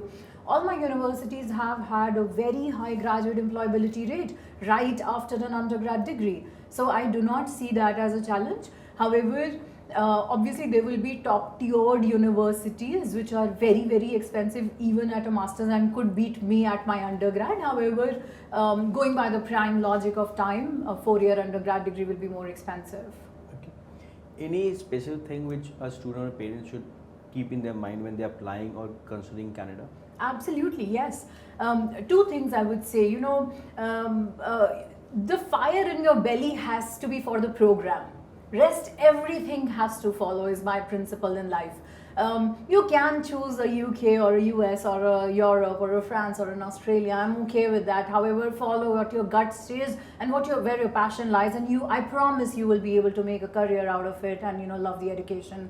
And because Canadian universities do have a plethora of options, like starting from an aerospace engineering to a marine biology to a biomedical. I will never forget an example of a student who chose information technology management just because he got a rejection from a typical computer sciences. He managed to earn $100,000 in 1 year in co-op internship, just because it was a beautiful blend of IT and management, which we've been focusing on, that you can choose interdisciplinary studies, and that will make you like more employable with the organizations. So yeah. You mentioned program, right? I won't say I agree or I don't agree. I partially agree, but we can open it for this question. Wherein you mentioned program, but don't you think it also matters where the tailwinds are? I mean, let's say if a particular course is being taught in a particular country or a city where the rankings are better and their employability is better, so a student should choose only program basis, or I mean, if someone is reading AI now versus someone who had read AI probably 5 years back. Yeah. Of course, who read 5 years back, they must be probably milking it, right? it's only program, but it's also like where the trends are, where the supports are. Like in Australia, in Canada, in UK, there are few countries, few cities, few professions which been encouraged and supported by government, you know, and that also help you get probably your PR early. You can earn more in those provinces or those states. You know, you get more time to study or stay back. So So what's if your as take? an educationist and coming from a university, my prime focus is not immigration, though it is definitely a byproduct. Stay back option. A stay back option, whatever you may want to term it, it is a byproduct of education. And once I have seen that the student is passionate about what he or she wants to do, I have seen them staying back or even not staying back and moving to the US or moving to Australia or for Dubai, you know, for a better option. So I obviously agree with you completely when you're saying, Parul, is that the only thing? Of course not. You know, there are so many multiple factors. One is please choose the program wisely. After that, please choose how the country's political policies are, economy is overall, and then make that choice. It's my job and a duty to give this vision to the student and their parent mostly. Please do not look at a 4-year undergrad or a 3-year undergrad at my, you know, other different countries. Please look at your life 10 years hence, and that is how you should, you know, kind of pick a country, pick like, you know, what kind of policies you want, what's your life goal. I think we become very short-sighted, and even parents need to be given that vision that we need to choose a lifestyle. I can offer a computer sciences, Nottingham will, Sydney will, Oregon will. However, how do I want to be in the US? Of course, yes. If Miss Kamala Harris or Michelle Obama is going to come, I am migrating to the US back again. So yeah, I hope that kind of answers. Let's stay away from politics. I mean, I am happy to get into, but you know, anyone want to pitch in here? Like it's only programs, or what other aspect one should? Honestly speaking, and I mean, coming back to that counseling part, it shouldn't always be about program itself. It should be about everything else that follows. I have had a lot of students who have reached out to me personally saying ki Ireland has a better infrastructure related to mechanical engineering, or maybe let's say an IT, let's say, or let's say a Germany to that matter. Why should I still come to Sydney? What I generally talk to them about is that it's all about experience. If you're looking to be somewhere where you want to practice right away and you want to be in the milk of the things, why not choose Germany? And in case you want to, and in case you feel that, you know, maybe you went to Australia, you are not liking what you wanted, take a transfer. Credit transfer is available in most of the countries abroad. I've seen, like during my application days, students from US, UK, Canada have migrated to Sydney, and likewise they have migrated from Sydney to otherwise. So there are credit option available wherein they can get a credit transfer. There are summer programs or student exchange programs available, so that provides them that exposure that we are talking about. But yes, it should definitely not be just about the program, but the other factors surrounding it, because it's very important. Harvard is not a best fit university for everybody. Right fit is the thing we should aim for. And like I would like to say that for universities in the US, they look at the holistic application view. Likewise, the student should also do it. It's not just the course or a university ranking. They should also see, are they gonna better survive in that community? Are they really looking for a campus university, or they are looking for a smaller university and not a big size university? There are a lot of factors, especially in undergrad. Like when we were just talking about to me about the undergrad thing, so it was just not one thing that I would like to start my conversation with. You mentioned a very good point. We'll pick it up later about right fit, modern university, and campus, town or campus university, and there we can also talk about Community colleges also. I mean, colleges and Just universities. one last thing to close the loop. I mean, I can say that as a university which is ranked in top 20, do not follow only the rankings as well. Absolutely. I've had a lot of parents saying I'm choosing Sydney because it's like 18th, and I generally tell them that should not be your deciding factor. Because what if it's not the right fit? And I'm just glad that Australian universities and the other counterparts do talk about that as well, that it's not just the ranking, it's not just the university or the program, but all the other surrounding aspects to it. I'm so glad to hear that, because and coming from you whose university is already well ranked, you know, and in fact, all of us sitting here, you guys are representing best of universities, Correct. and you are still not just talking one aspect, you know. Yeah. And then again, that's the beauty about this international education, the ecosystem wherein we've been trying to have the right fit, you know. On a lighter note, because so far India been riding the wave of people going abroad, so there are lots of students with everyone, so they are not shying away to say the right thing. You know, I would like to see when probably, you know, it plateaued down a bit, you know, but I'm sure, you know, because it's been ingrained in each of us that if students are happy, everyone will be happy, not the other way around, because those students are the right ambassadors for those courses, for those universities, for those countries, you know, and till the time we are focusing on students' experience and the right fit. I guess this sector and India and Indians will continue to go abroad, even after when we have lots of universities, even after when we have more TNEs and gift cities. So glad to have a panel which is so fair and just. And I'm not saying it because they are on my panel. You know, in fact, they're not giving me any opportunity to ask any questions which probably I get more views on. But let me go back to one of my favorite countries, and I'm being biased here. Yeah. You know, because my first international tour was UK. You know, I've studied from UK. I have few properties in UK. You know, and you know, we have cracked housing part in UK, and then, you know, we moved to other countries. Yeah. So it will be a bit unfair to you because I know a bit about UK, but I'll pretend that I know a less. And going back to the same thing, why UK, how to apply to UK, and any specific things which you want to highlight. Okay. So I think one very important reason is the exposure that you get. So it's first of all the diversity. You're with different students from different countries. If we focus on undergrad students, very few international students are there in each courses.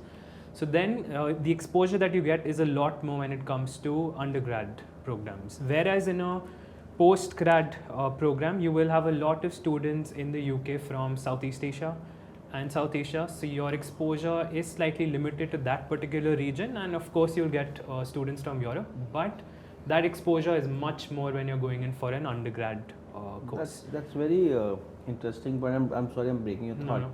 Because, I mean, the way I've been thinking, and I still you know, think the same way, continue, wherein if I'm going to undergrad students, upper my undergrad, you know, I'll get more of British students studying with, but then that is one aspect of the culture. If I'm going to postgrad, I'm getting to stay or, you know, study with Chinese, South Asian, Middle East.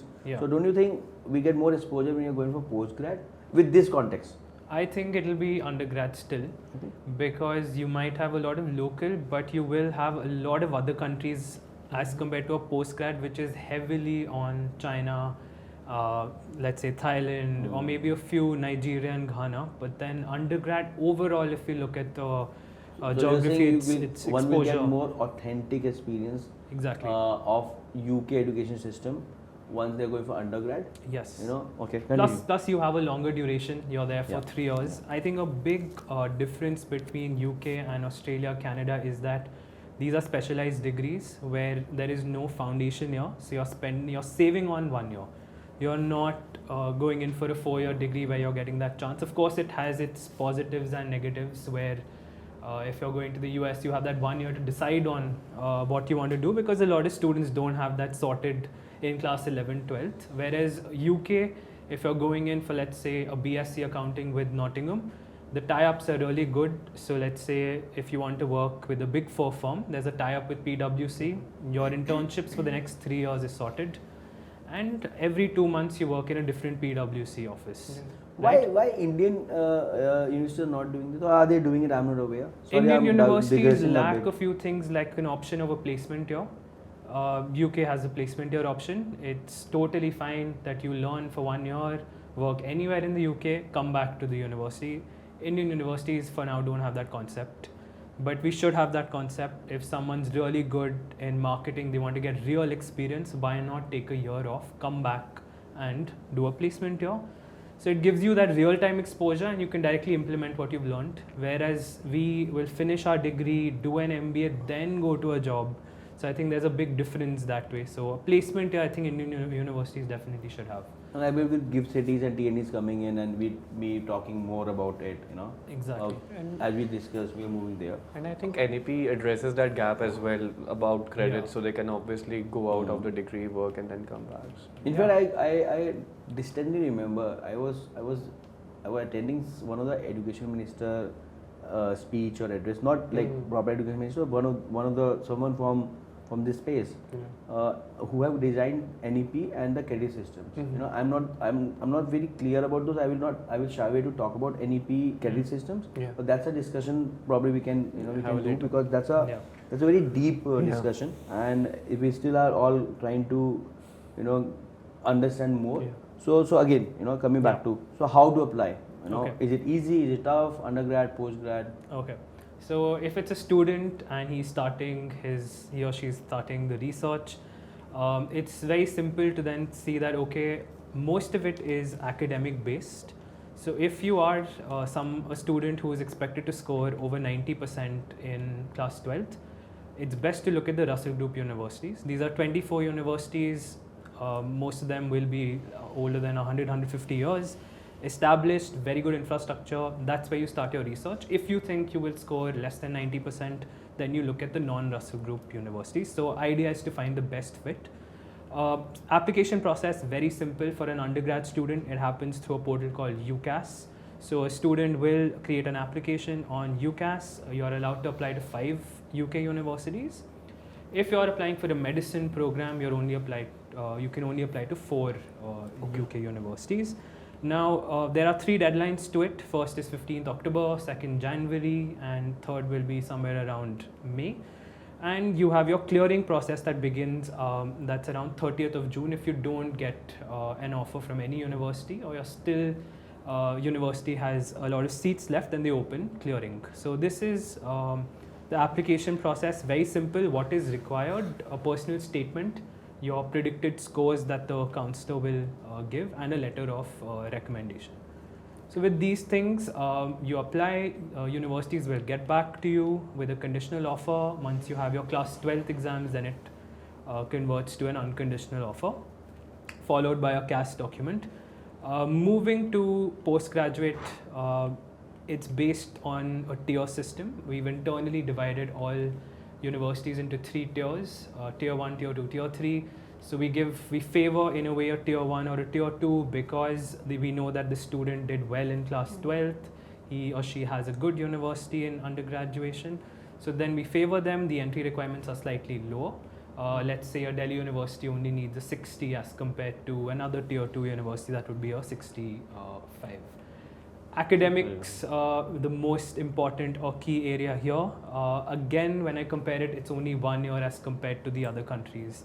So you have that specialized option, you save on the living costs, and you also save a lot on the tuition fees, more like half, which is why UK is very popular for postgraduate options.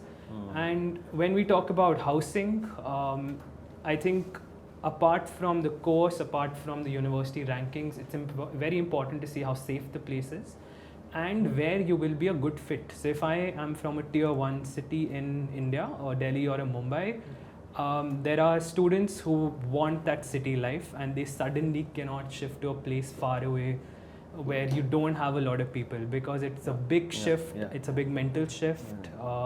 A lot of students are okay, a lot of students cannot. I meet a lot of students who actually want that. They have so much of noise and all of these things here that they want the peace of mind. Because we do have 3 campuses, one of them is located about 25 minutes away, and I do ask students, are you okay to live here? And they said, yes, this is what we want. So safety, looking at accommodation options. I stayed off campus because I thought after I'm done with my classes, I get my own life. It's my own flat. But there are students, I lived in Coventry, yes. And after I was done with my university, I used to come back, and it's like in any other house that you have. But what I recommend students is that they should go for a student accommodation, because the facilities now are really good. You usually have a first floor where you can hang out with other students. It's a very good way to network. Yeah. And when you're shifting into a new country, you don't have your family there, right? So your friends are your family, and it's a very good way that first of all in your building you're going to make these friends. Then you move to your classmates, all of these other students or clubs and societies. But first of all, it's very important to choose a good accommodation because that's where you're spending most of the time. A lot of UK education is research based, so you do spend that time with your laptop inside your house. So if you're internet. thinking of sacrificing, don't do that. And I think it's worth it to spend that money on accommodation. And it's very important to have good internet. I always Yeah. joke, that you might be okay in a place where you get a lot less oxygen, Yeah. but don't be in a place where you don't get internet. It's lots of anxiety. Yeah. And you also need to connect with your parents, and also internet Exactly. is very, very, Very important. important. And we can go deeper into this aspect. Yeah. So, I mean, coming back to UK, and Mhm. before UK, I am again just adding that comment or a statement wherein, so previously I used to think that probably one should study their undergrad in India or in their home country Yeah. and only go for postgrad.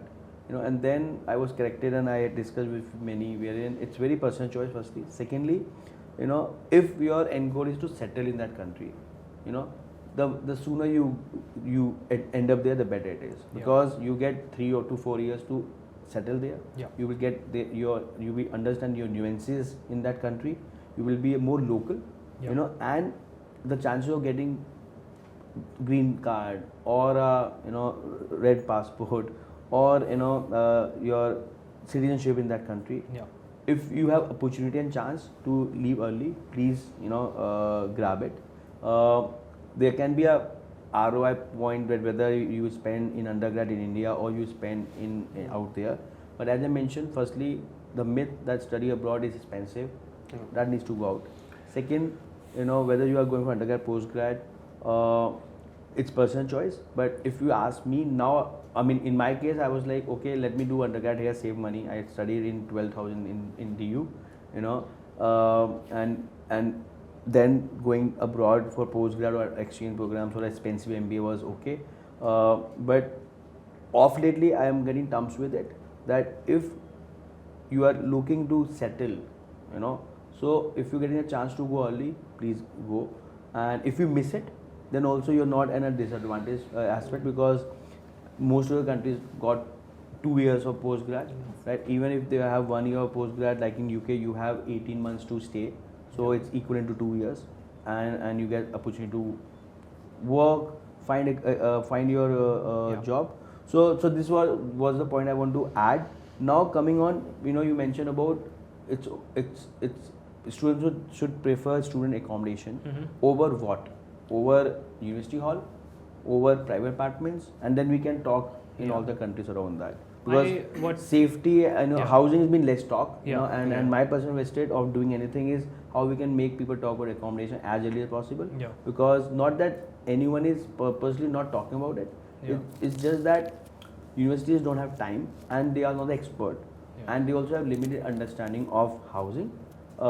Counselors are not talking about housing because, again, till the time, it's like you don't buy a car, you don't need insurance, right? But the moment you have a car, you need to have insurance within that week. So that early buying or looking at accommodation is important. But I would like to open up and hear from you in respective countries and in respective universities, how the housing aspect it. Okay. Would love to understand your information or your knowledge on housing in your respective country, in your respective university. Ladies first. Go for Alright. it. So starting from the US point of view, if I talk about the undergrad, as per my experience, I'll talk. We make the students mandatorily take the university accommodation for the first 2 semesters, if I may say so. We say 1 year, but then generally it's first 2 semesters that they have to be on campus. It's not 2 years. It's 1 year. Okay, it's 2 semesters. Yeah. But that's a myth I've been hearing, that US universities have been asking for 2 years mandatory on campus. For undergrad, it's 1 year. Okay. And 10 months also, you can Yeah, say. it's 2 I mean, semesters, yeah, right? yeah, Okay. yeah. It's not 2 years. It's not 2 years. Okay. It's Yeah. 1 year. 1 Yeah. year. And of course, we all know here, sitting on the table, that US, I would say, is not the most safest countries in the world. Okay. Yeah, so that makes it all the more mandatorily by their government to make sure that the undergrads stay on campus. I'm so happy to have such a open panel. Yeah. Because these are things people shrug under the carpet Yeah. that no, UH is very safe, but we'll go deeper into the safest part, and let's get back to housing. Yeah. Okay. So it looks a little sorted because for undergrads also, I would say we don't have a huge chunk from India going in for undergrad that they don't have space. These are huge campus universities. They have enough space, residence halls to accommodate their international students for undergrad. So that's sort of taken care. They have single room, double room, triple sharing, separate washrooms and all of that. So I haven't heard a lot of complaints, even if students are going, if they're going for fall and they're applying for accommodations by March, April, May, they're sorted that ways. For postgraduate, also universities do have residence halls separately than undergrads, but they also do have a lot of off-campus recommendations to be made to them. So that really helps students. Okay.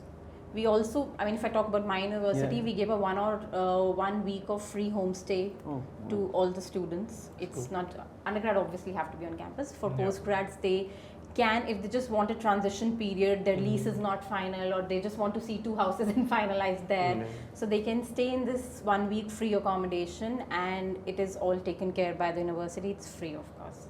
So there are maybe a lot of universities following up. That's amazing, and I would like to highlight here, firm believer that students should not wait for their visas to finance their accommodation. Absolutely. Yeah. Even firm believer like me, please don't go there that you will find accommodation. Even if university is giving 1 week of homestay, Yeah. I would say very, very important that firstly don't wait for visas. Secondly, don't go there and book accommodation and feel that you will get it. And there's a logic. It's so funny that we encourage everyone and we believe that let me book air tickets 6 months early and save that 5,000, 10,000 rupees. But I'm spending $10,000 to $15,000 for my housing. Every week, every month, the prices keep changing, and we wait for visas, And I don't blame anyone because these things are not being discussed and talked about. That there are policies. If you don't get your visa, there's no visa, no pay. If you don't get your accommodation or your admission confirmed, there's no place, no stay, right? And these things need to be spoken, and now we are talking. Yeah. So please, to every students, I've been talking this for last 12 years, over the roof, shouting. Very happy that now people are taking a note of it because, as you mentioned, ideally students should get their accommodation sorted in March, April, May. But we all know it. 80% students going to any countries, they come a month or two, and out of that, 60% are coming, they're waiting for visas. Please don't do it. It's a sin. If you're going abroad and you're waiting for your visas to book your accommodation, please don't do it. There are policies. Please ask your accommodation expert or anyone you are booking about what is the accommodation policies cancellation.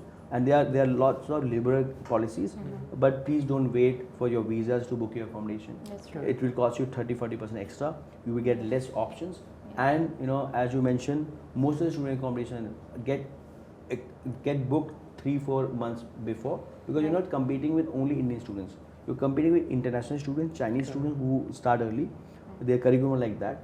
You're also competing with local British students or local Australian students, or local domestic students in US, and also second, third year who are already there. So please, whosoever is going abroad, the moment you get your at least your deposits made, please at least start looking at accommodation. So coming back to it, coming back to how it's in Australia, Sandeep. Honestly speaking, it's not just about accommodation, and I don't know how to put it rightly, but we start the earliest. We start in July, August compared to our counterparts. They start in September. The parents generally try to take decisions after they get scholarships. That is where I feel a lot of counselors, including us, we need to create that awareness, not just within students, also amongst their parents, that they need and even among education counselors. Among education counselors as well, that they need to start talking about accepting their offers and making up their minds, most importantly, as early as possible. The counselors need to not just talk about the rankings and again just the university, but also understand the course structure, so that once their university part is sorted, then they know that they have to book the accommodation there as well. The reason that the university decision part comes in a lot later, the accommodation gets further delayed. I'm saying that because a lot of the sessions that I virtually do with parents, I try to do them in April. That is where the accommodation opens in Sydney, and that is when it also closes. And I'm literally talking about a day. There are 6,000 beds in Sydney. We have around 82,000 students on the campus. Understand the fight for the places. And we know you're not good at maths. So I'll do it for you. Thank you so much for doing that for me, because I'm bad at it. So that's the part. We need to not just accept the offer early, but also have a place to stay. Because at the last moment, I've seen a lot of students paying maybe around $900 without food just for a week, and that's not a monthly expense, that's per week. And Sydney is expensive. $900 calculate to around 45,000 rupees per week. That is around almost 1,80,000 per month. Into 10, it's like 18 lakhs. So in few cases, if you're not starting early and looking at options, you are paying more than your fees. So that's important. It is. On an average, 20-30% of your overall expenses get into accommodation, and we leave it at the last. So please, for me, that is my driving point. But you were completing your thoughts. But just the last part, that finalize your universities by January. You do have safe options. I understand not everybody will get back to you by Jan or Feb. But finalize the university, at least top 3 by then, at least the country by then. So that once you have that part sorted, you can start working on your accommodation and then finalize that by March. At least in Australia, you can book your accommodations on the basis of your conditional offer. So you can just book your accommodation. You have Scape, University Living, Igloo Red Fund, reach out to them. Researching is very important, and not just how big the room size is, also talk about the menu.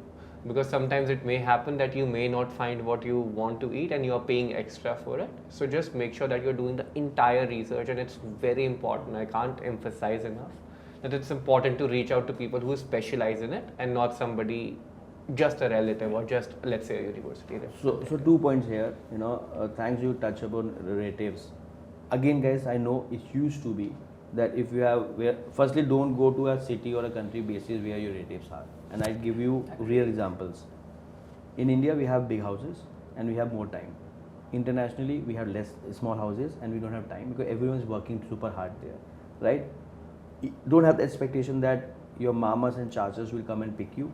If they are nice, good, they can. But don't expect that you can stay there for more than 15 days. And if they are, I've seen good relations, families ripping apart because of these expectations. So please be on your own. If you have some families, it's great, but please don't decide a city and a country basis that. It's such a wrong way to do it. Please don't do it. It's a request. Now coming back, so another, I want to just add, most of the student accommodation don't have housing. They don't have a food aspect. They are mostly self-catered. They're not catered. So that is also a choice. If you are looking for catered, probably apply for university halls. If you are looking for, probably, I always say with accommodation are 2 things, and we come to Canada then, or 3 things: location, price point, room type. Right? So generally quoted that it's considered that student accommodation are expensive. It's not. I call them more value for money. And we started with PBSA, so I'm a category creator in this industry in 2011 I started, right? So earlier we were only doing PBSA, but now we do PBSA, HMOs, private apartments, because we realize that if there are 150,000 students going to US or in UK, or there are 3 lakhs students going to US, not everyone will get accommodation on campus. Not everyone wants to be on campus. Not everyone will be able to afford, or they can afford even better. So again, don't go by that herd mentality that yes, if you are undergrad student first year, though it's also considered that on campus are more safe, right? We prefer that you apply, but again, that's not necessarily be the case, because lots of university halls might not be the new halls.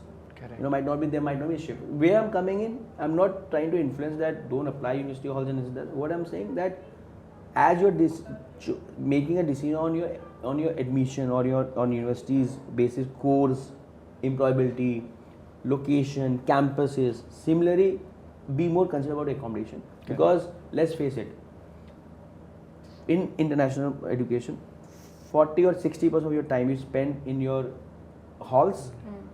That's where you find your soulmates. That's where you find your probably your founders, co-owners, co-founders, and so please choose accommodation carefully, like you're choosing universities or countries. Coming back to Canada, again, the most talked about country in Canada, especially for housing, because we have been hearing that due to housing shortage, Canadian government is forced to cap international education, international students. We want to dwell deep and hear from the horse mouth itself. Of course, thank you. So as a university at Toronto Met, we do have on-campus accommodation as well as off-campus accommodation. Obviously, depending on the budgets, the comfort of the student, we would let them choose whichever they want to choose. There are on-campus accommodations with meal options, without meal options available as well. I think, it's an old university, so that's why, all these facilities are there catering to 40,000 students. However, the big part of it, which is unclear in the market because of the recent changes, is provincial attestation letter and the capping and the so-called crisis, which my friend here clearly said, please let's not use the word crisis but shortage, is real. We're not escaping the reality here. How to tackle with the reality, I think how government has reacted beautifully is to give allotted number of provincial attestation letters to different education institutions.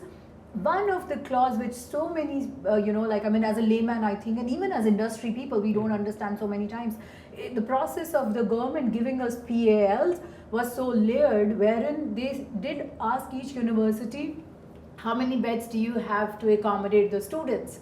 Let's say hypothetically, if I have to choose one, let's take my example hypothetically. Let's say I have 100 international students programs. I'm going to take 100 international students this fall. I needed to show to the government, to my provincial government, to the federal government, that I also can accommodate those 100 students. Let's say, because I'm in downtown Toronto, I did not have 100 beds. What I did have was 65 beds. Where will I plug in? The government wanted me to show the rest of the beds as well, because they wanted to. I come back to the protection of international students. That's why we collaborated with the local providers, which were vetted by the university as well. And I think this is a non-sponsored event, and this is where I want to kind of do include the importance of university living, because I do trust them to give good and safe accommodation to my students. So the rest of the beds were covered by the off-campus providers, and this is why PAL is going to be so successful. Not immediately, however, when you look at fall 25 and the rest of the following years, because students are not going to struggle. Their sole purpose of going to another country is to get education at good education, not to struggle for where to live, where to eat. So I think that's been plugged by PAL. So let's kind of take that positively rather than negatively. My heart is smiling. Because I've been shouting for this for the last 10 years, that housing is as important. And now if government are taking such steps, which is so needed, and it's been taken in all the countries now, because and it's so progressive, and it's so, on one hand it's a no-brainer. The second hand, why it was not been taken, but now it's always good to at least, it's late, it's always good to be late but never, right? And with this PLs, and this is also, I was also not very clear about, so thanks for helping me go deeper, and this is a need of the hour everywhere, because when we say housing crisis, it's not housing crisis, it's lack of information. It's lack of discussions happening, right? Because no one is staying on the roads. They might be staying in gurdwaras and vanities, pardon, but no one is staying on the roads.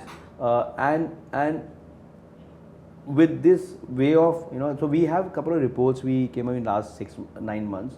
We talked about Australia accommodation sector. We talked about all the international Anglophones countries, sectors, and there are lots of players who keep cribbing that government is not doing anything, universities are not doing anything.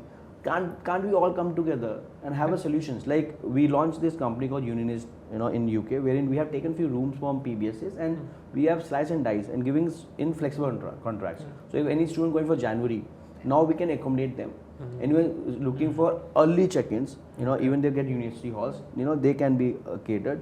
Then there are undergrad students whose accommodation get over in June, but they don't want to come back. So we can cover that. So idea is that there are innovative ways Correct. You know, and we need to all talk about it and discuss among ourselves so that we can discuss, convey, and try to, like the way we are on lots of university websites, the way lots of universities are recommending us for their pre-departures and, you know, offer holder sessions. You know, my only intent, and I'm saying my, is how people should talk about accommodation. Whether they book through us, they book student housing, they stay on campus, that is secondary. You know, so glad. I would just like to share Yeah. one thing here. I came across a university that I've sent students for the last year, and they had made the first semester mandatorily for the graduates to study to stay on campus. And it was a huge chaos among our South India market for PG, among ourselves, counselors, that this cannot be done. Government has not asked you to do it, then how can you do it? Then they came back to us saying that Indian students in specific are staying 8 to 10 students in one small apartment. Oh, Nobody's taking care of that, and because they don't have a nice living condition there, our academics are getting affected. oh. So this So is our progressive. call, our decision. You have to take that into the market, make them understand, and I'm happy to say that that worked. For the So- first semester, Makes at least sense. they have to be on campus in a university accommodation. From there, we'll keep a little check and see Yeah. where they are. And students also get Yeah. used to that place. Yeah. And Right. Used to the Th- city, that the place. first semester is very important. First, Correct. Yeah. I mean, when I went there, right, January, probably, of course, you know, it was very cold. You know, university was gracious enough to give me 2 days or 2 nights on campus, but there were no pillow and duvet. Yeah. Imagine. Yeah. 10,000 times I was thinking, what I'm doing, Saurabh. I'm gonna get killed. I'm gonna get die because it's cold. I mean, I am getting goosebumps, right? Yeah. Then I got an opportunity to at least find out. You know, and I'm talking 2010, 11. Yeah. Imagine when there were only 250,000 students going internationally in UK. Now Yeah. they are going from India itself, Yeah. right? So there are lots of new accommodation coming in, but still there's a demand and imbalance happening. So coming back to safety, you know, so we've been hearing in media, US is not safe. They are, you know, stabbing happening, guns getting fired. You know, Canada racism people are talking about. UK people talk about it's expensive. There's minimum accommodation, so due to which, you know, the local people are not happy. Probably hosting international students, Yeah. especially Indian students. So, is it real or is it again yellow journalism? And we all know that negative news get more views, you know, and we're trying to have a positive, real podcast, you know. So is it real? Is it safety is a concern? I personally don't feel so because I mean we talked about Canada not being accommodating to students, not the case any time. And we talked about racism in Australia. We happen to have a Bollywood movie on it called Crook. Again, I mean, and I'll come back from my own story when I went to Australia for the first time. Probably it's on podcast, shouldn't be there, but I went on a professional trip to skydive. We are not allowed to. And I went to a rural area and the transportation on Sundays is not amazing. So I just was trying to book an Uber and didn't get that as well. And there was this guy who was driving his truck, parking it, noticed me for I think good 10-15 minutes that I'm not getting a cab. Asked me a question, where do you want to go? And I was scared slightly, but he was very upfront and friendly. And he was like, if you need to be dropped somewhere, I'm happy to. The guy was going to Sydney airport. He ended up dropping me to the university first and then went to the airport. So there are isolated incidents which happen. And it doesn't just happen there, it happened in India as well. Exactly. So from a safety perspective, what I feel is just follow the basic guidelines. The way when foreigners come to India, we Common do tell sense. them. Yeah, don't go in. Yeah. You know, Small in a very pockets which are dark could be places. unsafe Or and alone at 1 which o'clock are at night, you're not Yeah. supposed to. Just follow the basic housekeeping Yeah. rules and you're sorted. I think that is the basic criteria. Yeah. And when people generally try to say, and that comes across as a question from parent, and I really respect that when it comes. But a lot of shootings have also happened on the campus. So it's not that it's not just safe everywhere. It is. You just need to follow the right guidelines. And unfortunately, there have been incidents. All my sympathies for it. But I do not feel that a country in itself is and it's unsafe. happening in India also. It's happening in it's Nigeria everywhere also. rather. Yeah. If you compare the crime rates of South Asian countries to any of the countries which are on the table right now, which is And very also- very low. Yeah. Please complete. Yeah, so that's what I was saying, and I think my key, though I'm myself a social media person, please stop, kind of forwarding garbage-ish, non-vetted reels, because Yeah. that is spoiling the Yeah. algorithm. That has spoiled the algorithm. We are not getting nothing out of it, eh? So that's my A came out, the Canadian A came out. If someone But the noticed. best part would So, be yeah. to reach out to the universities, Yeah. the countries, the representatives to understand the situation. You are paying a very big amount. So Exactly. safety, like it should not be the case that you're not asking about it, but just don't trust non-vetted sources Yeah. and then Yeah. take your decision. Also, yeah. Yeah, I was just saying that the cases are happening everywhere. Many times, maybe in one particular area more with the US, then Yeah. could be another. But then universities are also doing their bit in sensitizing the students. As far as if I talk about my universities, I'm sure other universities are also doing. We have those alerts on the phones installed. We have those rides which are being given to the students who are traveling odd hours due to their maybe study commitments or work commitments. We have another set of rides which are managed by the police department of the university, which takes the student from one place to another with somebody accompanying them. We give trainings to them how to identify the threat and act accordingly. So yeah, all these efforts are being made by the universities to make sure that international students are safe. It's just that we also need to be a little mindful of our actions, if I may say so, though I do understand that the happenings still, the mishappenings are happening because of this, or maybe because not of this also. There are certain unfortunate genuine incidents and accidents which happen. We can't avoid that, unfortunately, but then if we are mindful, we can. Rishi, I obviously, I think we all are game for safety for students and for all of Yeah. us. I think we are still as a society facing, struggling is we are not telling the next generation, alpha, beta generation to not do it. It's wrong, period. We are all so passionate about what we are doing in education and housing, etc., etc. However, how to differentiate between the wrong and the right, the moment we talk about gun policy, people are like, students are like, yeah, ma'am, even I will take a gun. That's not a problem. Or no, there's no racism. I also have a sport. Whatever, we can talk about that. But I think as a touch point for a student, which is alpha beta generation, we also need to be, make them responsible. Hey, this is wrong. For their own Period. actions. Like exactly. So I feel that's my responsibility as well. Absolutely. We have heard from the universities also many times that students generally, maybe from South Asian countries or India, they try to be a bond at the university and things like that. That's where they get into the trouble and fights and all of that. So having said that, we need to do a lot of things. No, like but I think mugging also becomes a problem, which is not talked about. True. I've seen it firsthand, and Yeah. I think we cannot only talk about the positives. So if students have heard that there are cases or it's not safe, they should ideally not be going there, because it spoils your entire 1 year or 3 years, whichever you're going in for. So safety is a big issue, and students should do a research and talk to previous students or current students who are studying there, just to make sure that that is not a So problem. to cover up safety, follow the basics, common sense. Yeah. Don't invite trouble. Yeah. Don't become Bond. Yeah. Because you're on your own there, right? And it costs you lots of unwanted things. Panic to your family and all that. So be easy. And as we call it, live and let live. Stay happy. That's University Living logo. So coming back, culture shock. What kind of culture shock happens when students go abroad, or you have been hearing, students have been talking.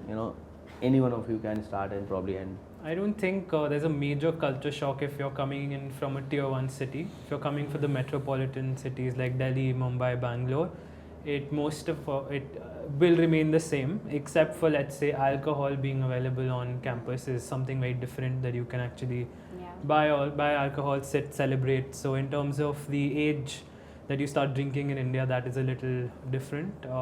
Going out, things happen a little early in the West. So in Delhi, we are used to going out at 10 o'clock, 11 o'clock at night, but UK, you'll see a lot of things different. Everything happens in the morning because it does get a little dark earlier, right? Most of the year, except for the summer time. But culture-wise, nothing else. Very open to international students.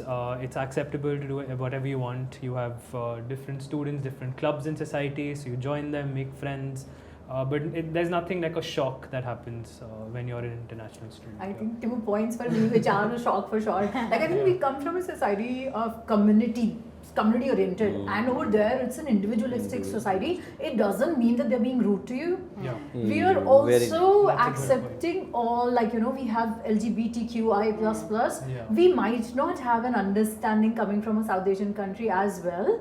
You might land in a restroom wherein there is a transgender whom you are not expecting. So all of those are still a few things which we're getting accustomed to. And also I think the sense of personal space. So, you know, like how it is okay to shove him and, you know, like break the queue to kind of get my groceries. So all of that is not okay. And I think this again is all of our duty to sensitize the students. And it's easy. I mean, the kids, I mean, they're very small things. One of of the experiences that I've seen happening with my colleague. So we were just going around the university, and there was this water bottle there at some eatery, and she just picked it and drank it. Thinking that we are on the university trip, and then this is the university accommodation, dining and all of that, and she just did it, and the person there was like, then somebody who was just accompanying us said, "Oh, I'm so sorry, that's a cultural difference." I felt really bad, but then I also understood that it's actually a difference here. Water is being offered to anybody, and there it's like you need to ask, at least say something before taking. So these are very small things but which undergrads and even the postgrads might feel. And as Paru mentioned, it's our duty to sanitize, because we are also being told, you know, and we are also representing our country. So, you know, I'm sure now no one says that India is a land of snake charmers, especially after Ambani's marriage. But yes, you know, we need to sanitize it, and as also, you know, we discussed that India is a very community-based country, and UK or US, Australia, Canada is very individualist, you know. So one easy thing I keep saying that internationally it's each, every person how much each. You know, it's not kitna hua hum sare ek saath dete. It's always each. You know, and it's okay. And there we do share our portions. You know, so if someone is paying for you, you know, they will not ask, but be mindful that it's your duty to ask for your whatever your portion and pay for it. It's each individualistic you know, community or a country. Let's talk about 2 things which everyone wants to talk and know more expert advice. I believe in international education, finances and employability. These are the output or factors which can drive whether you should go abroad or you can go abroad, or you can have better overall comprehensive experience, because finances, let's own it, it's important. And if we want this international education to sustain and grow further, employability is very important. You know, overall student experience is very important, whether it's safety, culture, learning, but all this, as we call it, university living, you know, live, learn, achieve. So where you live or where you study, you learn. Where you learn, you achieve, and when you achieve, you stay happy. You know, that's how we have, you know, build out university living, wherein all 4 aspects is very important. You might get best of a job, but you're not happy, not worth it.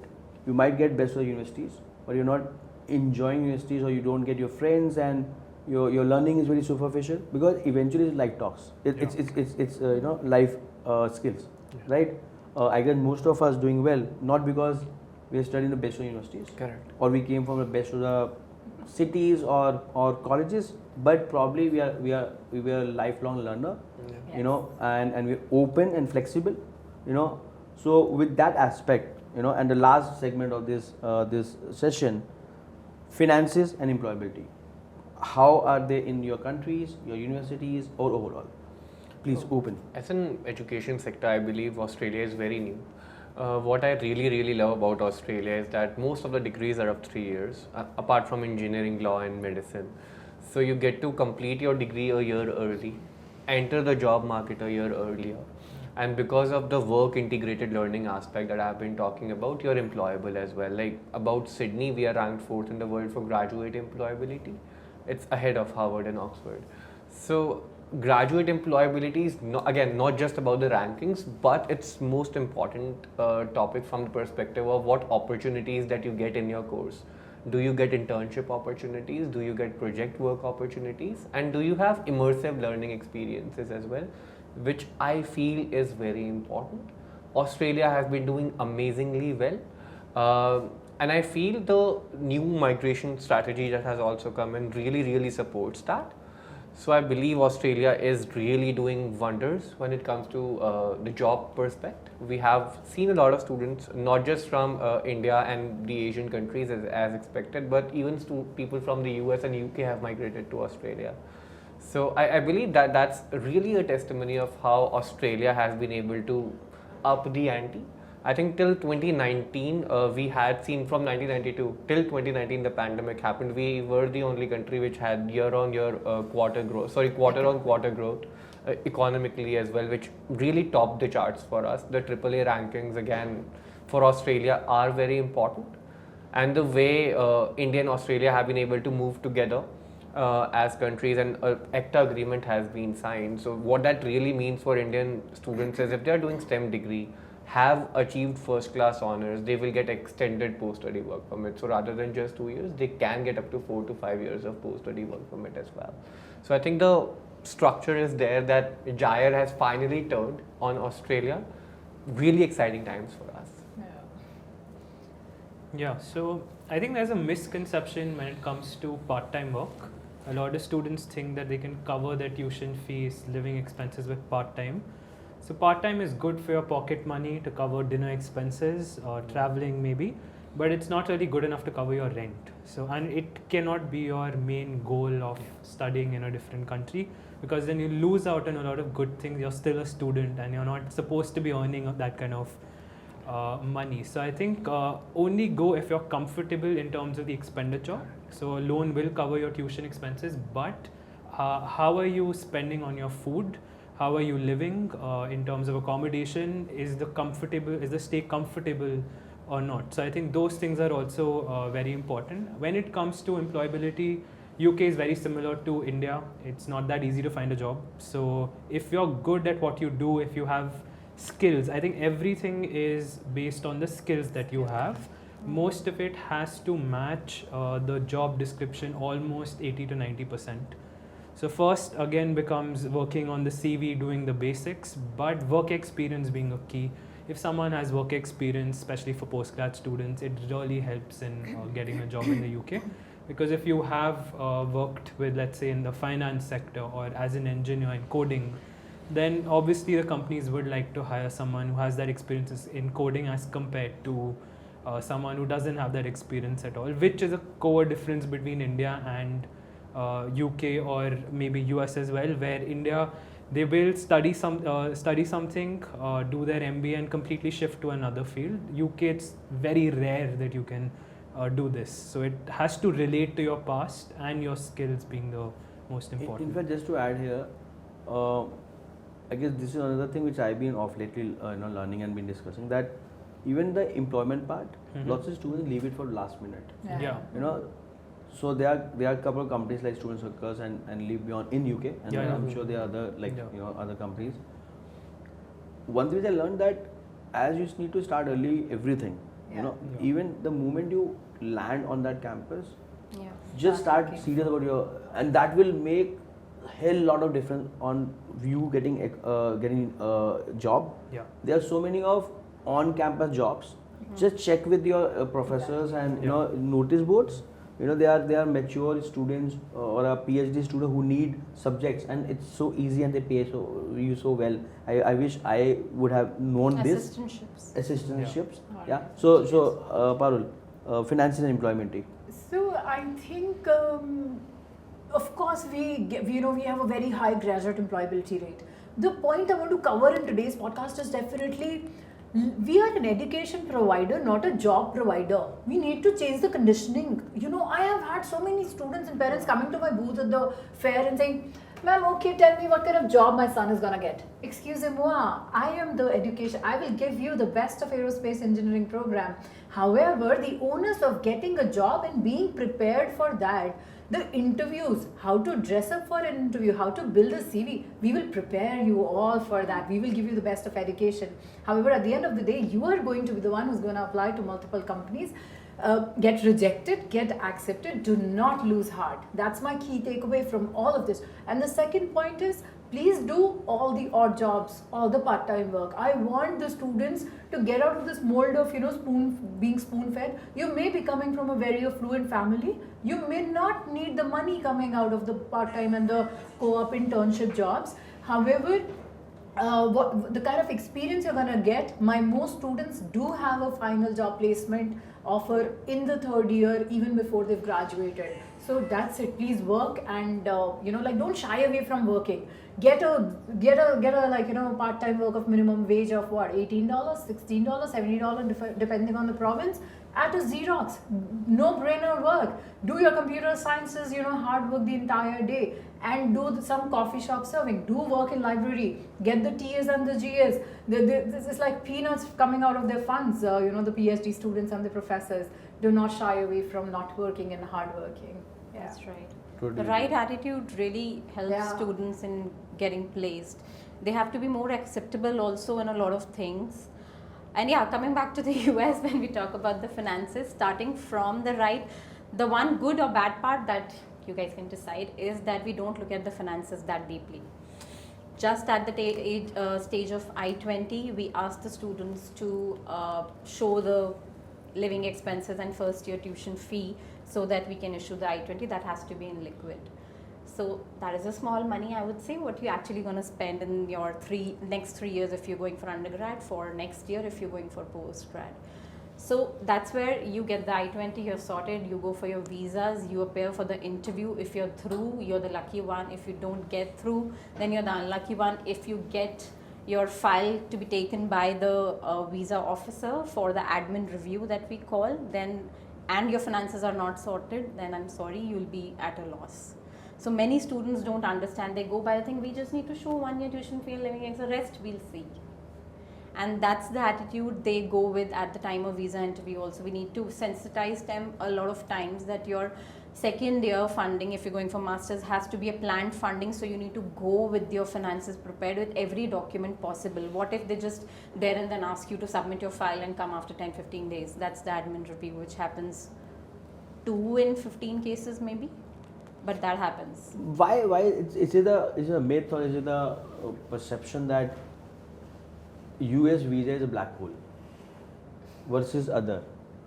You know, and I want to clear this because I mean, I got my US visa, I mean, of course, a business visa in one go. You know, I was probably the lucky one. but is it only luck, or is there are few other aspects you want to talk about? So they definitely interview students. They ask questions like, why do you want to go for this university? Why have you chosen this program? What do you want to do 10 years down the line? And why this university? Why not that university? These are the questions that they do ask students. I would not like to say that it's a black hole, but definitely they don't give anything in written. It's all verbal. But happens how, there. I mean, compared to others, and I'm not comparing, you know, and we can take off. On what basis they decide? Like you are saying, finances they're not taking, or they're not considering that much. They'll ask you who's your sponsor. So is it what is your is it my gut feeling? Is my gut feeling that probably they have done such a due diligence backward, Exactly. wherein, you know, because. But we cannot say that. I mean, we are not sure. There's nothing that is there anywhere in written, or every student's experience is different. I've seen a very good student of mine brilliantly taken the mocks and got rejected. I've seen, I'm sorry, a not so qualified student, but then he got through with a 15-minute interview, but he got through. So I can't say if it's a black hole, but definitely you cannot rely on to US visas like that. Just be prepared for anything. They might ask same questions one after another in a twisted way, and if your answer is entirely different, then you will not get it. So be Logical, be authentic, well researched. be authentic. Yes. Confident about your choice. Be Yeah. confident with your choice, and it's okay if you don't get it. You can apply and reapply, right? And yes, good karmas are very important. So be I a didn't good. want to bring the destiny angle, but he is rotten. Yeah, but no, why not? I Yeah. believe we all. I mean, my spiritual aspect taking over. I believe there's a reason for everything. You will get what you get, but that doesn't mean that you can't change it, right? So yes, good karmas are good. But I've seen this trend. I'm sorry to Yeah, cut yeah, you here. please. But if you're going for a very high rank university, you will get through somehow. If you're going for a tier 2, tier 3, you might be grilled more, or you might have more chances of rejection. And that's logical, no? Which is But exactly. then, but they do give you the opportunity to talk sense. So if Yeah. you're talking sense, you have better chances of getting through. Yeah. Lovely. I guess we are Just one last thing to Yes, add. Sandeep. I mean, I want to close with that. I'm sorry. Scholarships are there, and not just with Australia, but with everybody. So, Yeah. in case you feel that as a student you may not have the funds, scholarships are there. So, do research. Do reach out to your counselors for that. And I'm So- talking about 100%. So now you got me here, right? So talking about scholarship. Yeah. So University Living got a scholarship called Living Scholarship. And the beauty about that, we don't see marks. It's not a marketing gimmick or lead generation gimmick. We actually we did with NTU. We are doing with other universities. We are in. It's why only academics. If we say the outcome is a good human being or a good global citizen, if someone has messed up in their 12th Yeah. or their 11th, that doesn't mean that they can't deserve to study in a good university. Absolutely. Yeah. Right? Cool. So I guess that's the end of this almost 2.5 hours discussion. And thank you each of you. For being patient. Being bringing your best side on TV or on air. But I know that you are genuinely all good-hearted people. So that's the end to the first ever podcast by Saurabh from University Living, with best of the people. And I learned a lot. I mean, whether this podcast get views, reviews, I don't care. But it was generally a very candid, hard, from the hard discussion, and lots of learnings or lots of myths being got debunked. So again, thank you, Urvashi. Thank you so Thank much. you, Sorry. Sandeep. Thank you, Farul. Thank you. And thank you, Merci. Rohil, Thank you, for thank you. being patient. Extra being patient. Merci Then, beaucoup. great. Thank you. Thank you.